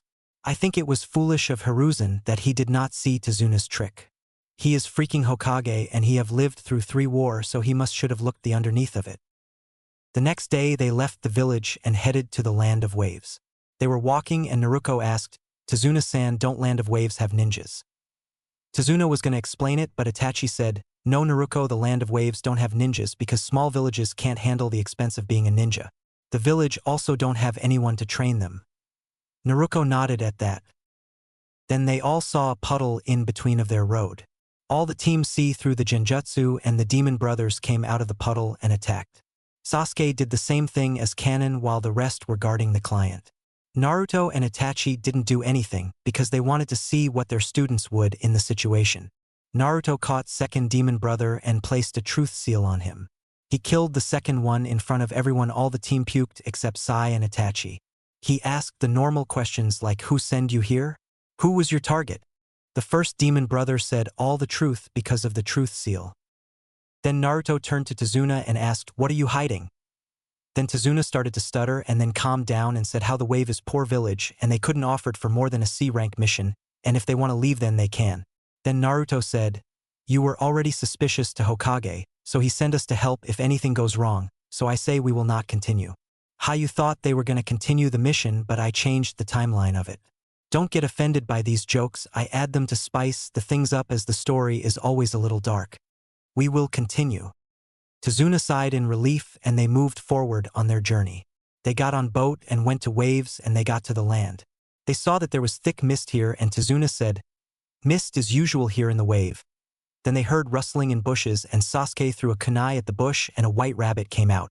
Itachi and Naruto saw this and thought it was substitution jutsu and they yelled, "Duck!" Everybody ducked and Naruto took Tazuna down with him. The sword flied above their head and got stuck on the bark of a tree. A man came and was standing at the handle of it. He turned around and saw two people that shocked him. The team got up and Itachi and Naruto saw the person on the handle. They told the kids to go back and protect Tazuna and they did just that. I didn't thought I would two best ninjas from Konoha here. Yukiya Itachi from Leaf and the Dragon God here. Naruto said, "We also didn't expect the D-dash. Cliffhanger no jutsu." Naruto said, "We also didn't expect it to see the demon of the mist here." Zabuza was not showing any fear outside, but inside he was cursing Gato and himself for accepting the mission. "Zabuza, we are two and you are alone. I suggest you surrender, otherwise we have to battle and you know that you will not win." Zabuza gritted his teeth and had to accept that he can't defeat them. Zabuza then said, "I will not go out without a fight, and if I die I will not regret it." Naruto just smirked at that. Naruto took out his katana and he said to Itachi, "Itachi, protect the client," and the kids from the Nin hidden in the trees. Haku was shocked that Naruto sensed him but knew that he was a sensory type too. Zabuza was angry that his backup have already failed. Naruto said to Zabuza, "You know, once my mother single-handedly defeated the 7 swordsmen of the mist." Naruto started to poke Zabuza and break his mental state to easily defeat him. It worked and Zabuza started to swing his sword randomly. Naruto just used a thing that he mastered recently. The surrounding around Naruto slowed down and blistered Zabuza and did multiple slashes around his body. Zabuza puked blood but got on his stances and thought that he picked a fight with a wrong guy. Naruto turned around and smiled seeing that Zabuza wasn't dead and he was ready for another round. The time slowed down again. Naruto walked to Zabuza and did the slash of hell that he created a year ago. In this, the katana of Naruto would have Kurama's chakra and he would hit his opponent on its weak points and the chakra of Kurama would enter the opponent's body and started to slowly eat it as they can't handle a Bijuu's chakra and they would feel it. Zabuza started screaming from the pain he is feeling. Haku saw this and tried to rush towards Zabuza but Itachi put him on Genjutsu and knocked him out. Naruto left from the ground after he cut Zabuza's head off because he wanted the bounty on Zabuza's head. He sealed it on a scroll. They left to Tazuna's house and throughout the whole way Team 7 was saying how Naruto was so badass and can he teach them the move. Naruto said, "Sorry, you can't learn my move as it requires a special type of chakra and you all don't have it." The team sighed at that. Naruto said, "But instead I can teach you all a jutsu." Their eyes lit up at that. They reached the house and Tazuna knocked the door and Tsunami opened the door and saw her father. She hugged and said how happy she is that her father was alive. Tazuna said to Tsunami to thank the ninjas that saved his life. Tsunami thanked them and they entered. Then Naruto said to his team, "Okay team, today we all will take rest and tomorrow we will start our training. So get refreshed and come down for lunch and dinner at time, otherwise I will drag you down here without your consent." The team nodded at that. Sasuke, Sai and Menma would sleep in a room and Naruto and Hinata in other. Naruto and Tsunami would be in a room. Ha thought it was Itachi but no, Tsunami was there and you know they did. Just kidding, Naruto is loyal and he is with Itachi in a room. That day when they went to do their dinner, Inari started shouting at the ninjas at how they will die and how they lived a lavish life. Naruto just shrugged it off and Inari was not happy with that and he went off to his room.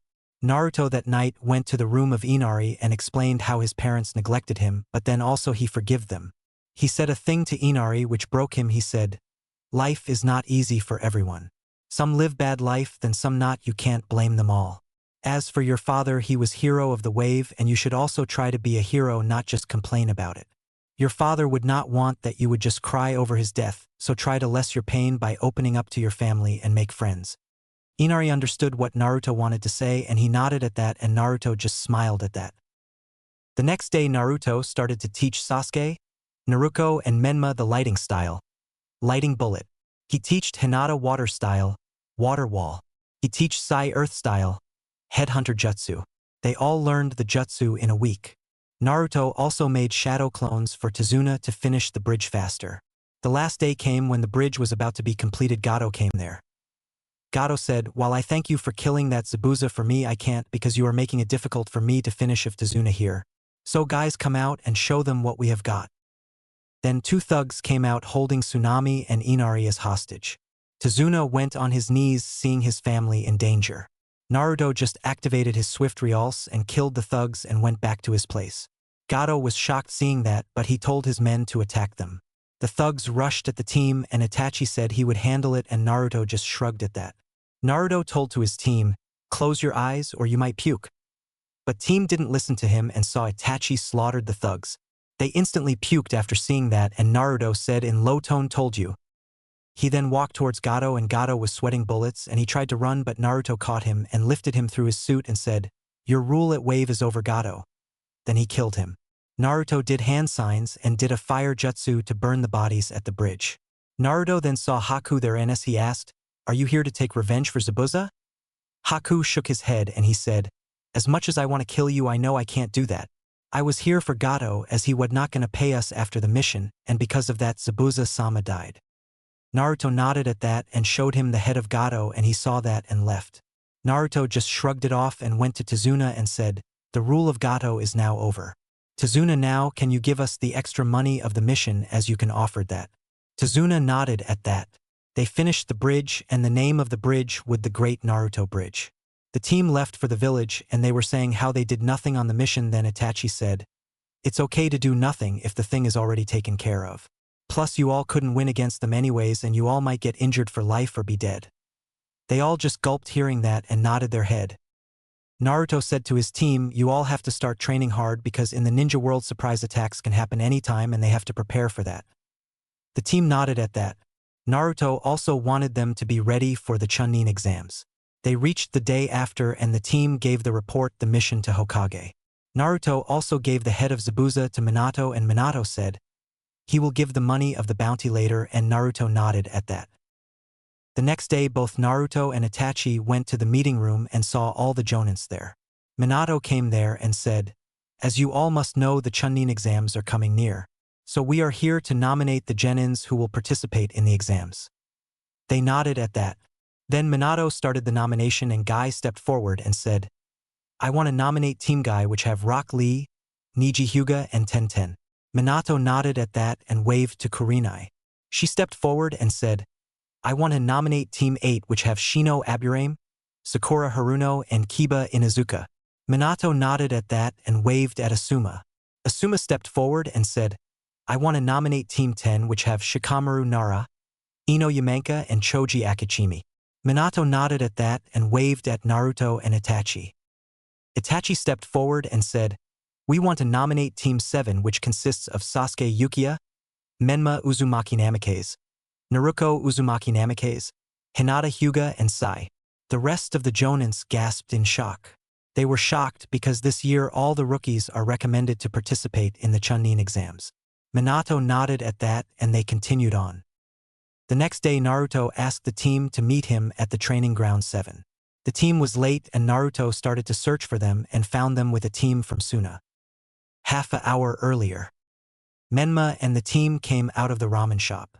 Then Menma saw a square-shaped rock following him. He said to the rock, "Konohamaru, there is no square-shaped rock." Konohamaru from inside the box said, "That's what I expected from you, boss." Then there was a small explosion and Konohamaru was saying to his friend that the gunpowder was too much. Then Konohamaru asked Menma will he play ninja with them, but he refused. Sakura came saying how ninja can play ninja. Then Konohamaru said, "It is none of your business, ugly." Sakura got mad and started chasing him and Konohamaru bumped into Kankuro and he lifted Konohamaru from the ground and said how dare he to bump into him. Tamari tried to calm down her brother, but he said that he must teach the brat some manner. Sakura left seeing that and Menma came there and tried to stop the situation but had no luck. Sasuke then threw a stone at Kankuro's hand and he dropped Konohamaru. Konohamaru run behind Menma's leg to take cover. Tamari blushed seeing Sasuke and thought he is hot. Then the whole Team 7 came there seeing the commotion. Gaara's voice came from the tree he was on. He said how Kankuro was a disappointment for Suna and Kankuro apologizes to Gaara. Gaara came down and Sasuke was thinking how he didn't sense Gaara. Then Gaara introduced himself to Sasuke and asked Sasuke to introduce himself. Sasuke introduced himself to Gaara and then Naruto came there. Now back to the present. Naruto saw Gaara standing there and he can feel some Biju's chakra. Then he understood that Gaara was Shikaku's Jinchuriki. Then he told his team that they were late and they nodded and left. Then Naruto explained to them that they are now nominated in Chunin exams. They all were excited hearing that. Then Naruto told them to not fight Gaara but didn't explain why. Naruto was talking with Kurama saying, "Kurama, I think Suna is planning something as they don't usually want to send their unstable Jinchuriki here. If he do anything I will kill him." Kurama agreed with Naruto and he said, "Shikaku is crazy as he makes his Jinchuriki crazy too, so I agree on the plan that kills him." Naruto nodded at that. After a few minutes the team came to the training ground and saw both sensei there. Naruto saw them and started, "By now you all must know that Chunin exams are coming up." They nodded at that and Naruto was just smirking and he continued, "Somi and Itachi here decided that this year you all will." The team was waiting in anticipation.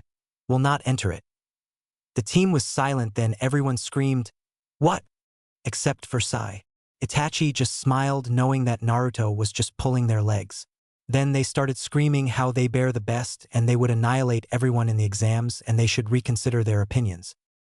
Naruto couldn't hold it anymore and burst out laughing while some tears was leaving his eyes. The team was confused and thought that Sensei was mocking them. They were about to scream at him, but he said, "I was just kidding. I wanted to see the reactions of you all. You all are entering the exams and we know that you are powerful enough to enter the exam. If you want to come sign these papers." Giving them the entrance slip. They nodded at that and signed them and give them back to Naruto. Naruto took and said, "Nice, you all wanted in your will to participate. If you all haven't, then you all couldn't enter the exam and we didn't want you all to force each other on entering. So you all shall go to the academy at 8 a.m. and to room 301. They nodded at that and Naruto and Itachi left. Naruto asked Itachi, "Itachi, do you think they would win?" Itachi thought a bit and said, "I am sure of Menma, Naruto, Sasuke because they are willing to push beyond their limit to achieve their goals. Where else Hinata, she is a little too reserved and try not to hurt anyone, and as for Sai, he is depending on his ink jutsu only. While this is okay, his taijutsu is weak." Naruto nodded at that and they entered the Hokage office and gave Minato the slips and left. Then they went back to their home and Naruto was happy seeing Yugao there. Yugao started, "Hey babe, I learned that your team is entering the Chunin exams. Are they ready?" Naruto just smiled and said, "You'll see soon enough. Now let's have some fun." Then he started kissing her and took her to the bedroom while she was giggling at how desperate her boyfriend was. The next day came and Team 7 went to the academy. They entered the building and started to climb the stairs. After climbing the stairs, they saw two Chunins blocking the door and a boy trying to enter. He had green spandex on and had a bowl-haired cut and had bushy eyebrows. Then Sasuke and Hinata noticed the genjutsu put on the room. Sasuke smirked and moved forward and said, "Who are you fooling with that weak genjutsu?" The Chunins turned their heads and saw the Ukiya. They said, "Oh, someone noticed how sweet, but you look weak." Sasuke got angry and rushed to attack and the Chunin did the same, but they were stopped by that guy with the green spandex. Sasuke thought, "The boy stopped my kick without any effort." Then a girl said, "Lee, you said we should be undercover and now you here bust or cover." The boy, now identified as Rock Lee, said, "Sorry Tenten, I couldn't help it." Then Niji saw the Sasuke and walked towards him and asked, "Sasuke Ukiya, the rookie of the year after I left." Sasuke's eyes shifted to the Hyuga. He then said, "It is not nice having others' name before introducing yourself. I know it is something else, but deal with it." Niji Hyuga, I am the last year's rookie of the year, and I know you two are the prodigy of Ukiya, but nothing compared to me as fate is on my side. Sasuke just nodded dumbly at that. He didn't understand anything about the fate Niji was talking about. The Team 7 left. At a hall while they were walking to the exam room, they were stopped by none other than Lee, who challenged Sasuke for a fight and said, "I want to prove that hard work can beat prodigy." Menma was fed up that everyone is only focusing on Sasuke, so he just ran straight at Lee and tried to punch him, but Lee just sweeped his leg and threw him back at the wall. Then he get in his stance and motioned Sasuke to come, but Sasuke said, "Sorry, but we don't have time to spar. We could do this in the exams anyway so people can see, so let me take the dobe and go." Lee was sad that he can't fight but accepted it nonetheless and let Sasuke take Menma out of there. Menma was screaming that he would be the best and that all. Then the team entered the room and was met by the killer intent from the teams, but the team shrugged it off. "Sasuke!" A loud noise was made by none other than Sasuke's fangirls Ino and Sakura. Everyone in the room winced at that and Ino and Sakura jumped on Sasuke. He was irritated and was just about to tell them to leave him alone. But a puff of smoke disturbed them and Ipki came out of it and said, "All right brats, sit down on your seats and we will distribute the test. There are some rules you all have to follow." All of them sat down on the seat they were given. Then Ipki started explaining the rules. There are 10 questions, but the 10th question will be given at the end and each question have 1 mark. If you get caught cheating 5 times, you and your team would be out. You all will have 1 hour and the exam starts now. All the team quickly got to the work. Hinata started writing as she knew all the answers. Sai also knew it as Danzo would have given him the knowledge earlier. Sasuke would use his Sharingan to copy the Chunin's answer. There were some Chunins seated there who knew the answers. Menma just didn't knew Amy answers, so he sat there holding his head. Naruto used mirror she bought to copy the answers. Some people were caught cheating and sent out with their teams. After the hour was over, Ipki said the time was over and everyone stopped writing. Now everyone, you would be given the 10th question, but you will have the choice not to answer it. Everyone was confused and asked why would they choose not to answer it. It is because if choose to answer the 10th question and got it wrong, then you can never take Chunin exams. Then uproar was coming from the genin saying it was not right. Then Sakura asked, all previous examens are the exams more than 1 time. Ipki said, it is your bad luck that I am your proctor for the first round because in here I can make any rule I want. So some of the teams left and some were ready to answer the question. Ipki saw that no one else was leaving, so he said, you all pass. Everyone was confused and started asking questions. Ipki was going to answer that, but a window and came a banner in which it was written sexy and single Anko Mitrashur proctor of the 2nd exam. And a woman. She had purple hair and was wearing coat and fishnet shirt beneath it. Every male population was dazed by Anko's arrival. Ipki said, you are early. She just shrugged and saw the number of teams left and said, my Ipki, you let so many teams pass, you are getting old. Ipki got a tick mark on his head but didn't comment about it. Alright maggots, meet me at training ground 44 at 8 AM tomorrow, and who all don't come at time would be disqualified. Then she left. The next day Team 7 came to training ground 44 and saw the teams from different villages and the proctor of this round, Anko. Alright maggots, welcome to training ground 44, also known as the Forest of Death. The teams gulped at that. Listen to me closely, I will not repeat it again. In this round you have 2 scrolls, first is heaven and second is earth. While showing them the scrolls and they nodded. Your team will be given one of the scroll and you have to fight the other teams for the scroll that you don't have and maybe kill them. While licking her lips and sent shivers through some of the genins. When you collect both of the scrolls you will have to go to tower in the middle and your exam is over, but remember this, do not open the scroll before you reach the tower or you have both or else.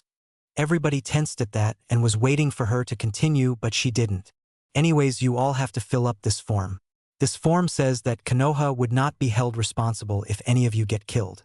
When you are finished filling up the paper you will to the tent there and give them the paper and they will give your team the scroll. Then she saw Menma not paying any attention to her, then she threw a kunai and it cut the cheek of Menma and body flickered behind him and licked the blood that was coming out. You better pay attention to me when I am saying something. Menma nodded quickly at that.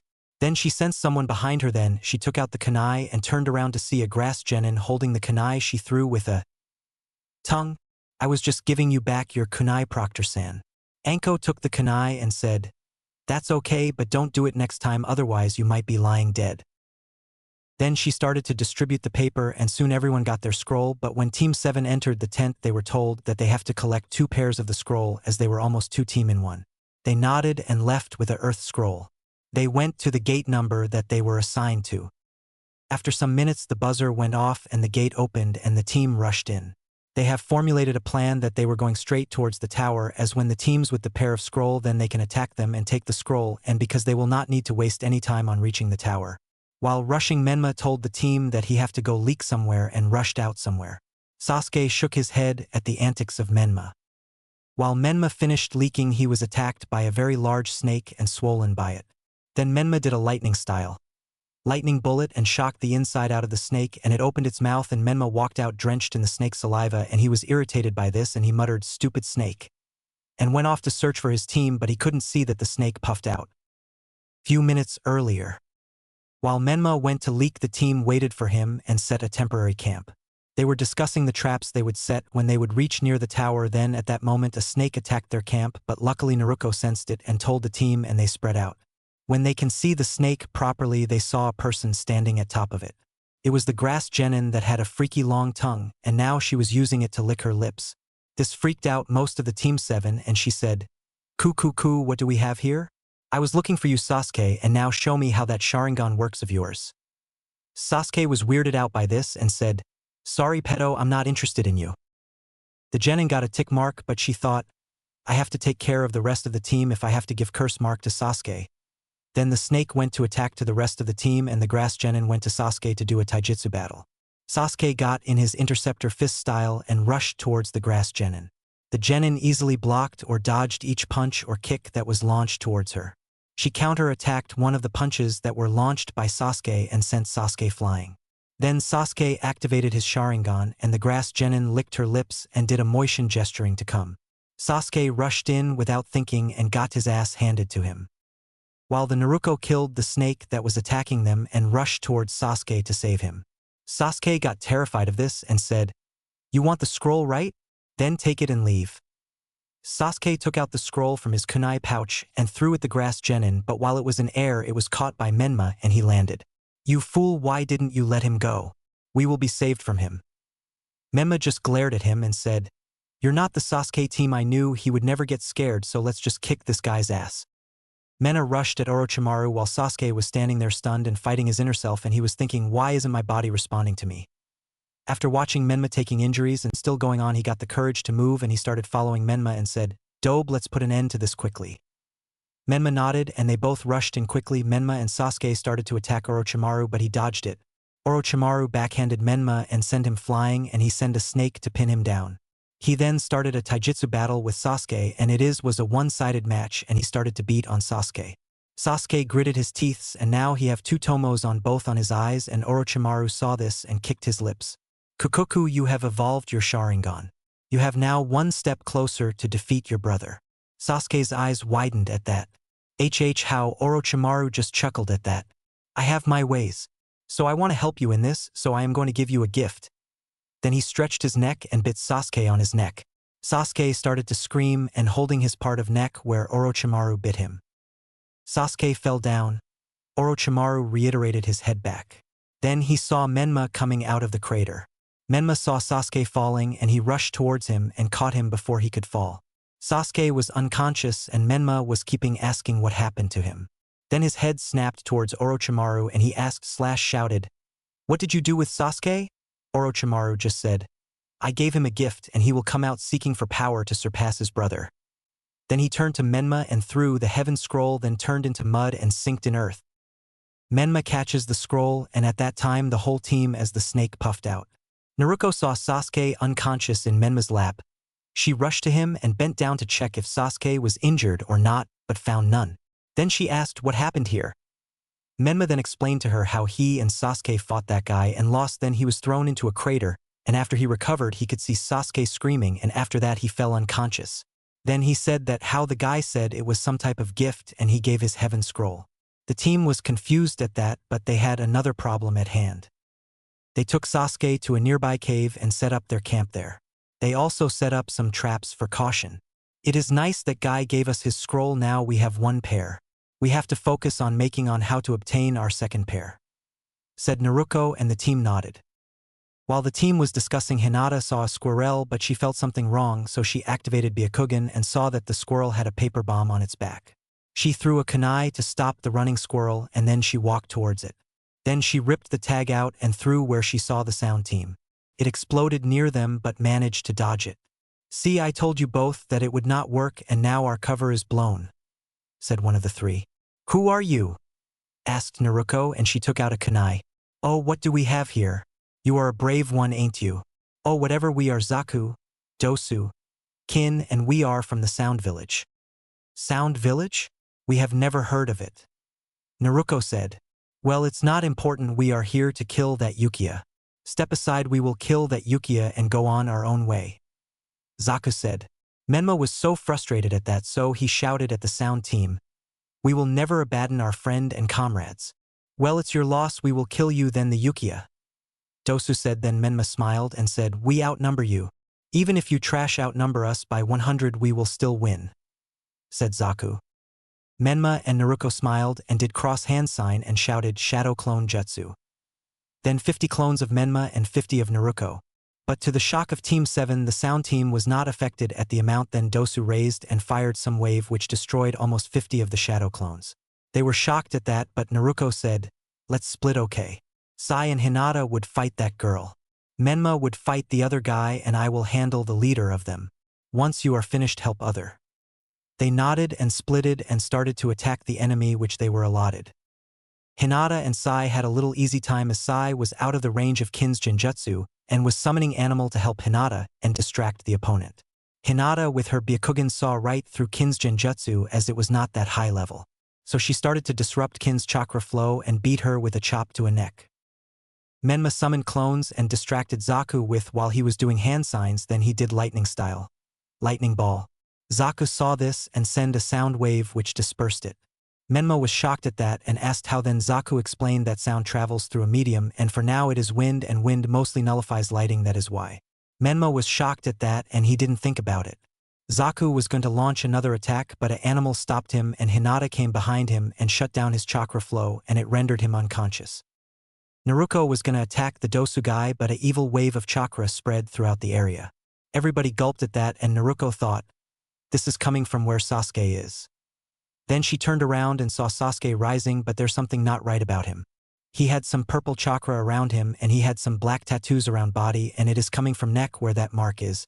Sasuke saw Dosu about to attack Naruto but he blissed Dosu and caught Dosu with his throat in his hand and started to squeeze it. Naruto saw this and told Sasuke Yodo stop but he didn't and he said but in a monotone voice, "They were attacking you and they now have to pay." He was about to crush it but Naruto hugged him from behind and said, "This is not who you are. Stop this Sasuke now. Please." After hearing that, Sasuke's curse seal began to retreat and he threw Dosu away. Dosu crashed at a tree and he coughed out blood and he said, "Please let us leave, we will go and not trouble you all. Take this and let us leave." He then threw a earth scroll at them. Sasuke caught it and nodded at him and he took Zaku and Kin and left. Then the whole team left and start to head towards the tower. While they were going, Sasuke noticed while hoping through the trees that they were moving in circles, so he asked Hinata to activate her Byakugan as he can feel burning sensation if he uses his chakra. She nodded and activated Byakugan and saw that it was a Genjutsu and she told the team, "We didn't think you would notice. Oh well, now hand over your scroll, otherwise we would kill you all." Sasuke scoffed at that. The rain ninjas got angry at that, so they attacked. Hyatt saw that this was another Genjutsu and told the team the real locations of the three. The three panicked at that and team took advantage at that and defeated them easily, and luckily the team had an earth scroll which they needed to pass. They celebrated for that a little bit but decided that they need rest, so they moved fast to the tower. They reached the tower on the third day and they opened the scrolls and there was Puff and there came Naruto and Itachi. There was Puff and Naruto and Itachi was there. Naruto said, "Congratulations on passing round 2 of Chunin exams. We are both proud of you all. You all growing up so fast." Then Naruto started to have anime tears flowing down his cheeks and everyone's sweat dropped at that. Then Itachi saw the curse mark on Sasuke's neck and he nudged Naruto and pointed at the curse mark. When Naruto saw the curse mark, he got serious. Then he asked Sasuke, "How did you got that?" Pointing at the curse mark. Sasuke sighed and put his hand on the curse mark and said, "I actually don't know how to explain it." But Menma started to explain that there was Genin from grass that attacked them. He could summon snakes and he defeated the team easily. Then he bit Sasuke on the neck and after that there was a mark there and Sasuke got knocked out after that. When Sasuke woke up, his whole body was covered up with some black tattoos which was coming from that mark and had purple chakra around and he was very cold and dark. Naruto and Itachi nodded at the information, then Itachi whispered something in Naruto's ear and Naruto nodded. "Sasuke, we have to take care of that because it can cause a lot of problems." Sasuke nodded but he was a little bit hesitant and Naruto saw that. "Sasuke, I know how tempting it is but it is no good and it will cause a lot of problems. Plus you can never have a shortcut to achieve power." Sasuke nodded at that and Naruto placed a hand on his shoulder and body flickered to a room. Naruto told Sasuke to sit down on the ground and he did. "Sasuke, it will hurt a lot so try to keep up. You will be unconscious for a whole day, after that you will be recovered." Sasuke nodded at that. Naruto activated his Rinnegan and Sasuke saw that and he was going to ask what it is, but before Naruto placed on the curse mark and activated his human path. He saw the foul soul in the mark and he started to pull it. Sasuke started to scream at the pain he felt by what Naruto was doing. Naruto then pulled out the Orochimaru's soul out and absorbed it. Then he got the all information that Orochimaru had. He saw the memories of the disgusting experiments he did. The memories of the invasion he is planning and how he is trying to get the Sands' help. The memories of the hideouts he have all around the shinobi nations. The memories of Sound for their strength and weaknesses and how Kabuto Yakushi, the head medic, is working with him. The memories of Orochimaru ordering the Sound team to attack and kill Sasuke, and the memories of the fight between Orochimaru and Sasuke, and the how he would take over Sasuke's body. Naruto held his head for a few seconds, and at that moment Sasuke collapsed on the ground. Naruto turned around and said, "You know you can't sneak up on me, Orochimaru." Then Naruto heard clapping sounds coming. "Not that, you fool. Kukuku, I knew I can't sneak up on you." "Then what are you doing here?" Naruto asked, and he have hands raised and Rasengan was being formed. "Kukuku, I am not here to fight. I am here to see what you are doing with my next body. You will never ever lay a hand on Sasuke, and he will not be your next body because I know it," Naruto said. Orochimaru turned around and started walking and said, "Keep him safe for me." "Fuck you," Naruto shouted, and Orochimaru vanished in thin air. Naruto picked up Sasuke and body flickered to the room that Team 7 was assigned and tucked Sasuke in the bed. Then he flashed away to Itachi and explained how the removal of curse mark went. Then Itachi said, "Okay, thanks man." Then Naruto flashed away and came in Hokage's office and saw his father and mother making out. Ahem, Naruto faked coughed and got the attention of his parents. They jumped aside and had blush on their faces. Minato cleared his throat to get rid of embarrassment. Naruto said, "I hope you both don't give me baby brother or sister when I am an adult." Minato and Kushina have massive blushes on their faces and nodded. "Back to the point why I came here." Then Naruto explained to Minato how Team 7 was attacked by Orochimaru and Sasuke was given the curse mark. Minato and Kushina were shocked at that and wanted to rush at the moment to contain the seal, but Naruto stopped them. Then he explained that Itachi gave him the idea to use the Rinnegan power and take out the soul of Orochimaru from the curse mark, and Naruto did the same thing. Minato then shouted, "You fool, what would have happened if you by mistake took Sasuke's soul?" Naruto nodded at that and said, "I know it was a gamble, but when I saw the curse mark on Sasuke's neck it was different from Anko one. Anko's curse mark was incomplete, and if tried to rip Orochimaru's soul out of it, it might take Anko with its, and Itachi noticed this too, that is why he told me to do this." Minato nodded in understanding the situation. Then Naruto told them when he received the memories of it was a little bit hazy as it was not his full soul, but then he explained the fact that Orochimaru is going to invade the leaf with Sand by their side. Minato and Kushina both were shocked at that, and Minato said, "Sand was our ally, but when the Wind Demo started giving us the mission of the Sand they were very ecstatic, so now understand why they might attack us. That is very important information for us, we should start considering it." Both Kushina and Naruto nodded at that. Then Minato and Naruto started to discuss their strategies for the upcoming invasion that was being targeting on them. They discussed that Naruto would place barrier seals on the clan compounds, hospital, academy, and the Hokage Tower. Minato pointed out that Orochimaru might use the snake summoning to cause havoc, but Naruto said that he could summon his dragons to deal with it. Then Naruto said, "Dad, there is unstable Jinchuriki here, so I say I will handle it with Kurama." Minato nodded at that, and then they discussed that they will relay the information of invasion to only Jonins, as the Chunins and Genins might panic at the information of invasion. Minato called a meeting with all the ANBUs and told it was secret meeting. Then he told her discussed with the ANBU head the strategies he have discussed with Naruto. Then all the ANBUs were dismissed. Yugao went back home and saw Naruto there, and she wrapped her arms around and put her head on his shoulder. Naruto also wrapped his hands around. They sat there with a comfortable silence for a few minutes. Then Naruto broke the silence and asked, "Now you must know that there is going to be an invasion." She nodded at that. "I know you are going to patrol around the village, so promise me. You are going to be safe." Yugao looked at him and she said, "I promise." Then Naruto turned her around and started to give her a massage, and Yugao moaned at the stress that was taken off her shoulder by the massage given by Naruto. "Yugao, after this invasion you can quit the ANBU. I think you are always stressed out after the mission, and I don't want to lose you." Yugao turned and looked Naruto in his eyes and saw the love, care, and concern in his eyes, and it eventually melted her heart, and she nodded and Naruto kissed her, and they started to make out. The next day Naruto went back to the tower as today the round 2 was officially over. Naruto met Itachi on the way and they made their way to the tower. When they saw their team, they were pretty much healed from the injuries they got from Orochimaru. Then Naruto saw the number of members that passed the round and said to his team, "Unfortunately for you guys, a lot of team have passed, so you might have to do the preliminary rounds to cut down the genins." Then Naruto and Menma shouted, "Hey, it's unfair." Naruto patted them on their heads and said, "In this ninja world, everything is unfair, so you have to get used to this." And Menma and Naruto pouted and Naruto just chuckled at that. Then every genin team was called down, and then Minato started his speech how the Chunin exams are to show that a village have potential and blah blah. I don't care. Then Minato announced that there was too many genin, and he didn't expect it, that so he have set a preliminary round because he don't want the final round take hours to complete. The genin started to complain about it, but Minato told them to be quiet.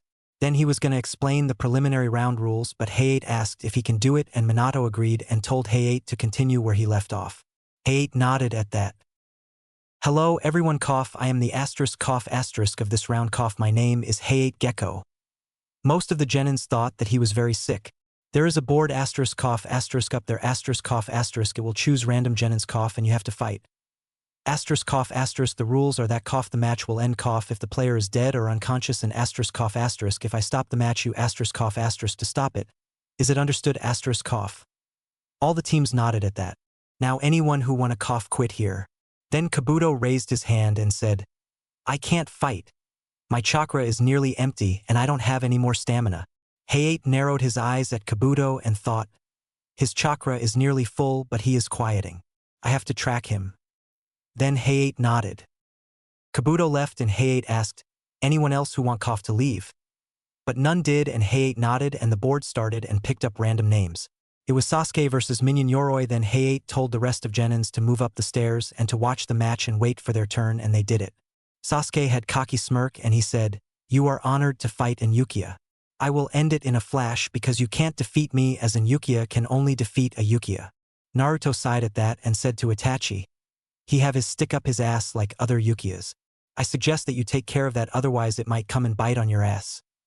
Then Naruto chuckled at the reaction that Itachi gave. Itachi got a tick mark and he scowled at Naruto. Naruto said, "It is right, Itachi helped Sasuke get out of it, otherwise his power might get to his head and he might get killed." Itachi nodded at and they watched Sasuke beat Yoroi easily. Yoroi's hand started to glow and he leaped towards Sasuke and held Sasuke by his head. Then Sasuke started to feel his chakra get sucked out of him, so he decided to free himself and he kicked Yoroi in the solar plexus and freed himself.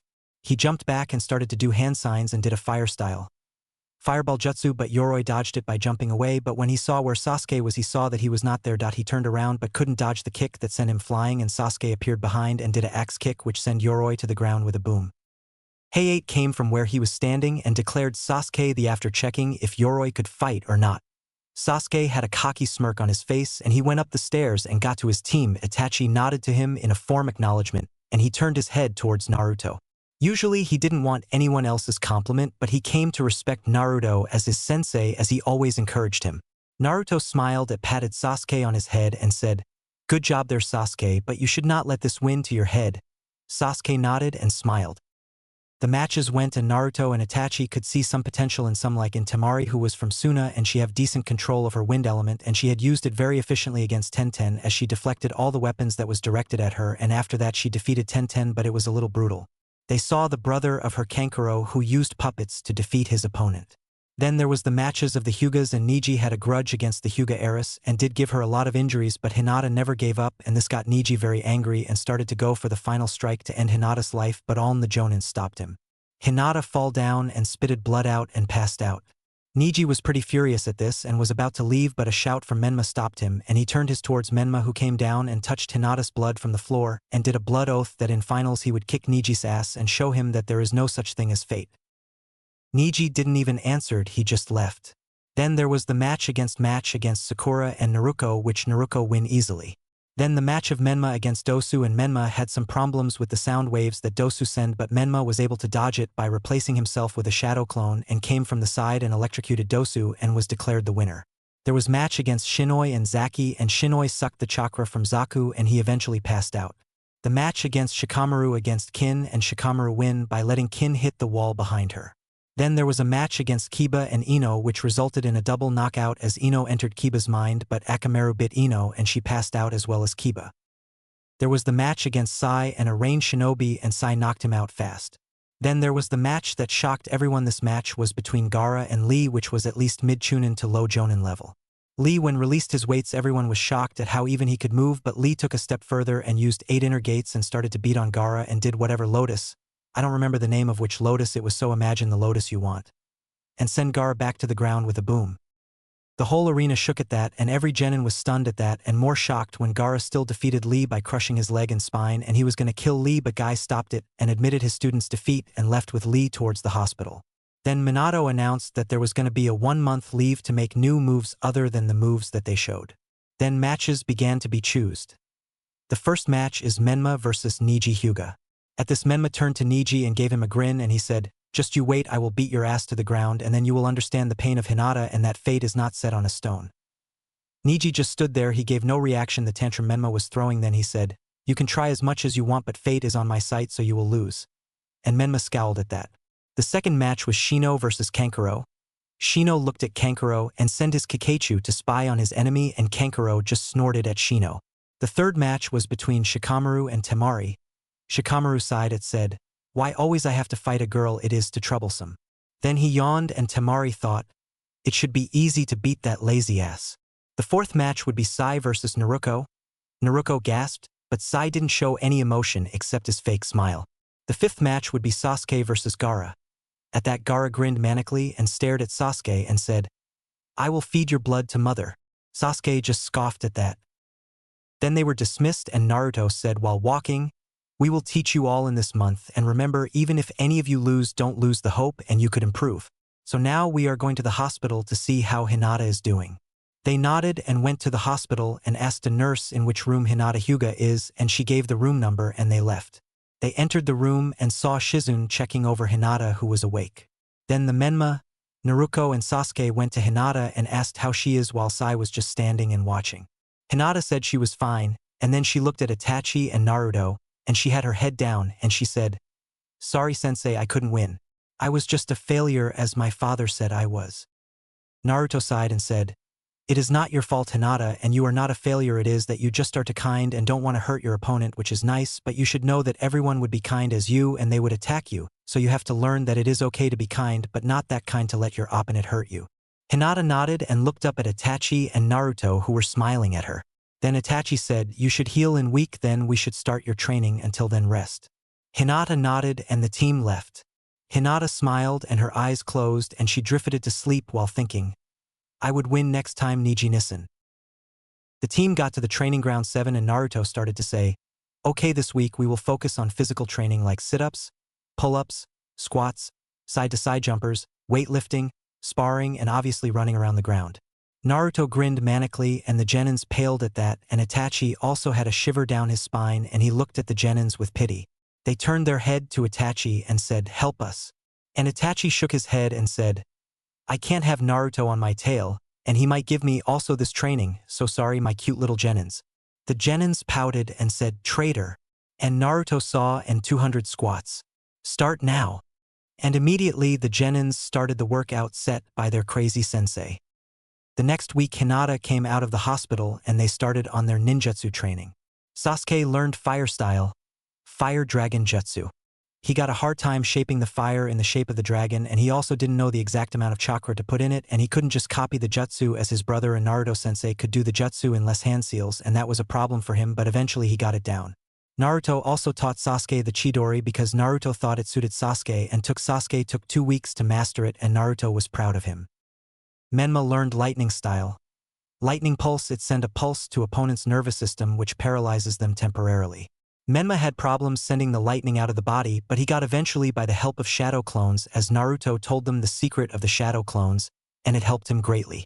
Then he taught him something special, but Menma had problem controlling it and couldn't use it properly. The same was with Naruto, as she also had problems mastering it. She learned lightning style. Lightning zone, in this jutsu she would cover the area with lightning and it would send zaps to the opponent, and it would depend on the user and how much they put in it to increase the power of the zap. She had problems maintaining the lightning zone as it would often disappear.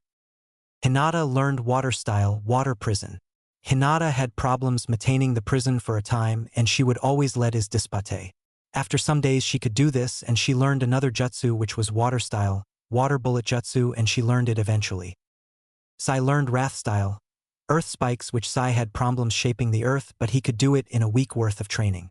He also learned earth style, mud wall, and it didn't take that much time to learn as it easy compared to the earth style, earth spikes. The last week was spent by doing chakra control exercises to help with putting less chakra in the jutsus but have same power as when they have to use more chakra. They also started their elemental manipulation training by cutting, burning, soaking, crushing, and crinkling the leaf as it helped in their jutsus, and the last day was for me to rest, and they did by going to Ikaraku's and eating ramen. Then came the fated day, and that was the day of the final round of Chunin exams and the day invasion would be launched. The ANBUs have already set the traps on the entrance of Konoha and they have secured the hospital, academy, and the rest of the important buildings. They have also built the bunkers to evacuate the civilians as fast as possible. They didn't send the civilians there immediately because it might alert the enemy that invasion was discovered. They also started the patrol around the village and found the camps set by the sound and sand to attack.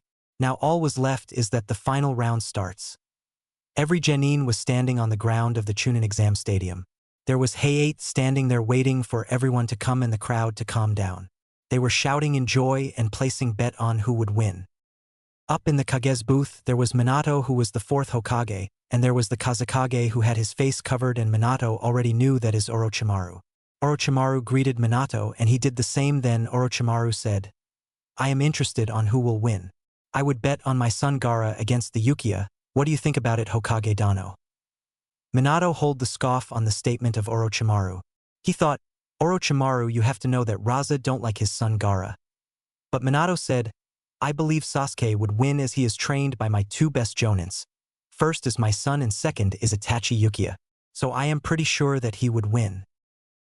Minato saw that everyone was here, so he stood up and walked towards the edge and started, "Welcome everyone to the final stage of Chunin exams." Then everyone cheered and roared and Minato waited them to clam down, and after he said, "I will not take a lot of your time, so I will say one thing, and that is do your best." Then he walked back and took his seat. "You are pretty good in giving speeches, Hokage Dano," Orochimaru said, and Minato just waved it off. Hayate then said, "Now we are starting the first match of the Chunin exams, which is between Menma Uzumaki Namikaze versus Niji Hyuga. So please you both stay here and the rest of you go up to the fighter's booth." So both Menma and Niji stayed there and the rest went up. They were discussing who would win, and mostly everyone was saying that Niji would win as he was the prodigy of the Hyuga, but Team 7 was sure that Menma would win. "Are both ready?" Both Menma and Niji nodded, but Niji had a cocky smirk on his face. Hayate then raised his hand and said, "Hajime." Both the fighters were just standing there and Niji said, "Tap out now because fate is on my side and I'll win." Menma glared at him and said, "I'll beat your ass to show that fate is nothing and to get revenge for what you did to Hinata." Niji just scoffed at that and said, "Hinata got what she deserved. She was not quitting, so I had to show her that fate was on my side." Menma gritted his teeth at that. Then he rushed at Niji and Niji smirked. Then he threw a punch at Niji, but he dodged and he delivered Juken strike to Menma and he said, "Don't you know not to battle with a Hyuga in Taijutsu battle?" Now Menma smirked and said, "I didn't." Then he puffed and Niji was shocked. Then he activated Byakugan to see where Menma is and he found Menma in the tree, and then Menma sent shadow clones to attack Niji. Niji smirked and said, "This won't work on me." And he started destroying the shadow clones. Up in the fighter's booth, Naruto asked Naruto, "Oni-chan, what is Menma doing?" Naruto looked at her then at the fight and said, "I have given Menma a clue, but he have to figure out it." Naruto was confused but didn't ask any more questions and looked at the fight. To the fight. Menma keeps sending the shadow clones at Niji, but Niji said, "It is futile, you'll lose here as the fate is on my side." Then he destroyed other clone, but he didn't saw a clone coming from his blind spot and it hit him. Everyone gasped at that, but most of them thought it was a fluke. Niji destroyed the clone and thought, "Did he discovered my blind spot? No, he is a fool and must have thought that it was fluke." Up at the tree received the memories of the shadow clone that hit Niji and he thought, "It is just what Naruto Oni-chan said that Hyugas have blind spot." Flashback. During Naruto training Menma on the special move, he said, "Menma, remember this, it would be useful for you and you might win the match." Menma was interested, so he wanted to listen. No Hyuga can have 360-degree vision, they have a blind spot. But you have to find it, as I want you to experience gathering information on the enemy. Menma nodded and they continued their training. Flashback end. Menma then got down from the tree. Niji said, "Finally you have come down." Then Menma rushed at him and Niji said, "Doing a same mistake, and now you are also not sending a shadow clone, so you will lose now." Then he thrusted his hand forward. The time seemed to slow down for Menma and he dodged the hand from Niji and he thought, "Thank you Naruto Anakin, this is awesome." And Menma came behind Niji and the time became normal. Everyone was shocked at that and was wondering what have happened, as one moment they saw Menma was going to get hit and next moment he was standing behind Niji. Itachi turns towards Naruto, who was smirking, and he asks, "You teached him that, didn't you?" Naruto nodded at the question of Itachi and he said, "Menma wanted to learn something unique, so I thought why not teach both my brother and sister our Kikei Genkai the swift release." Itachi's sweat dropped at that, but he asked, "Can he utilize fully?" Naruto shook his head and said, "He still needs more training. He would puke after moving around for some time and he have less stamina." Itachi then whispered, but Naruto heard it, "Everyone don't have fox sealed in them." Naruto glared at Itachi and said, "Kurama already hates Yukiya, and he will not have any problem killing you." Itachi paled at that and kept his mouth shut, and inside Naruto, Kurama, "That's right, I will have no problem. I like my container." Naruto chuckled in his mind and said, "I am grateful, Kurama, to have you as well." Kurama grumbled and said, "Don't do this, I hate when you get sentimental." Naruto just smiled and watched Menma fight Niji. Menma was beating Niji and he was mocking Niji, and it was getting to Niji and he was doing sloppy moves. Menma made a shadow clone and it was coming from Niji's blind spot and he was doing hand signs. Then the clone shouted lightning style, lightning pulse. Niji didn't have any time to dodge as it and it hit Niji. Niji screamed for 5 seconds and then clone came from the ground and hit Niji on the chin and he dropped to the ground. He tried to move, but Menma said, "Don't try this, just doesn't let your nerves move, so stay still and listen." Niji stopped moving and listened to Menma. "You always say that fate is already set on the stone, but you are wrong. I was a failure because I was not powerful, but now you see that I can even beat you. That shows that fate is not set on stone. Hinata also told us about the Branch family and she wanted to protect them, but what did you do to her? You beat her so badly and she always supported you." Niji didn't do anything. At that moment Hayate came down and he declared Menma the winner and everyone cheered for him. Then medics came and took Niji away to medical room, and while going he thought, "Maybe my fate is not set on a stone." At the Kage's booth, "You and your son both are good at giving speeches." Minato chuckled at that and Minato said, "Niji is not ready to be a Chunin as he don't have a mindset to be a Chunin." Orochimaru agreed but said, "Your son could be a Chunin as he first gathered information on his enemy and then attacked, and it was also planned." Minato agreed on that. Then the next match was between Shino and Kankuro, but Kankuro forfeited and the crowd booed at it. The next match was between Shikamaru and Temari. This went same as canon. The fourth match was between Sai and Naruko.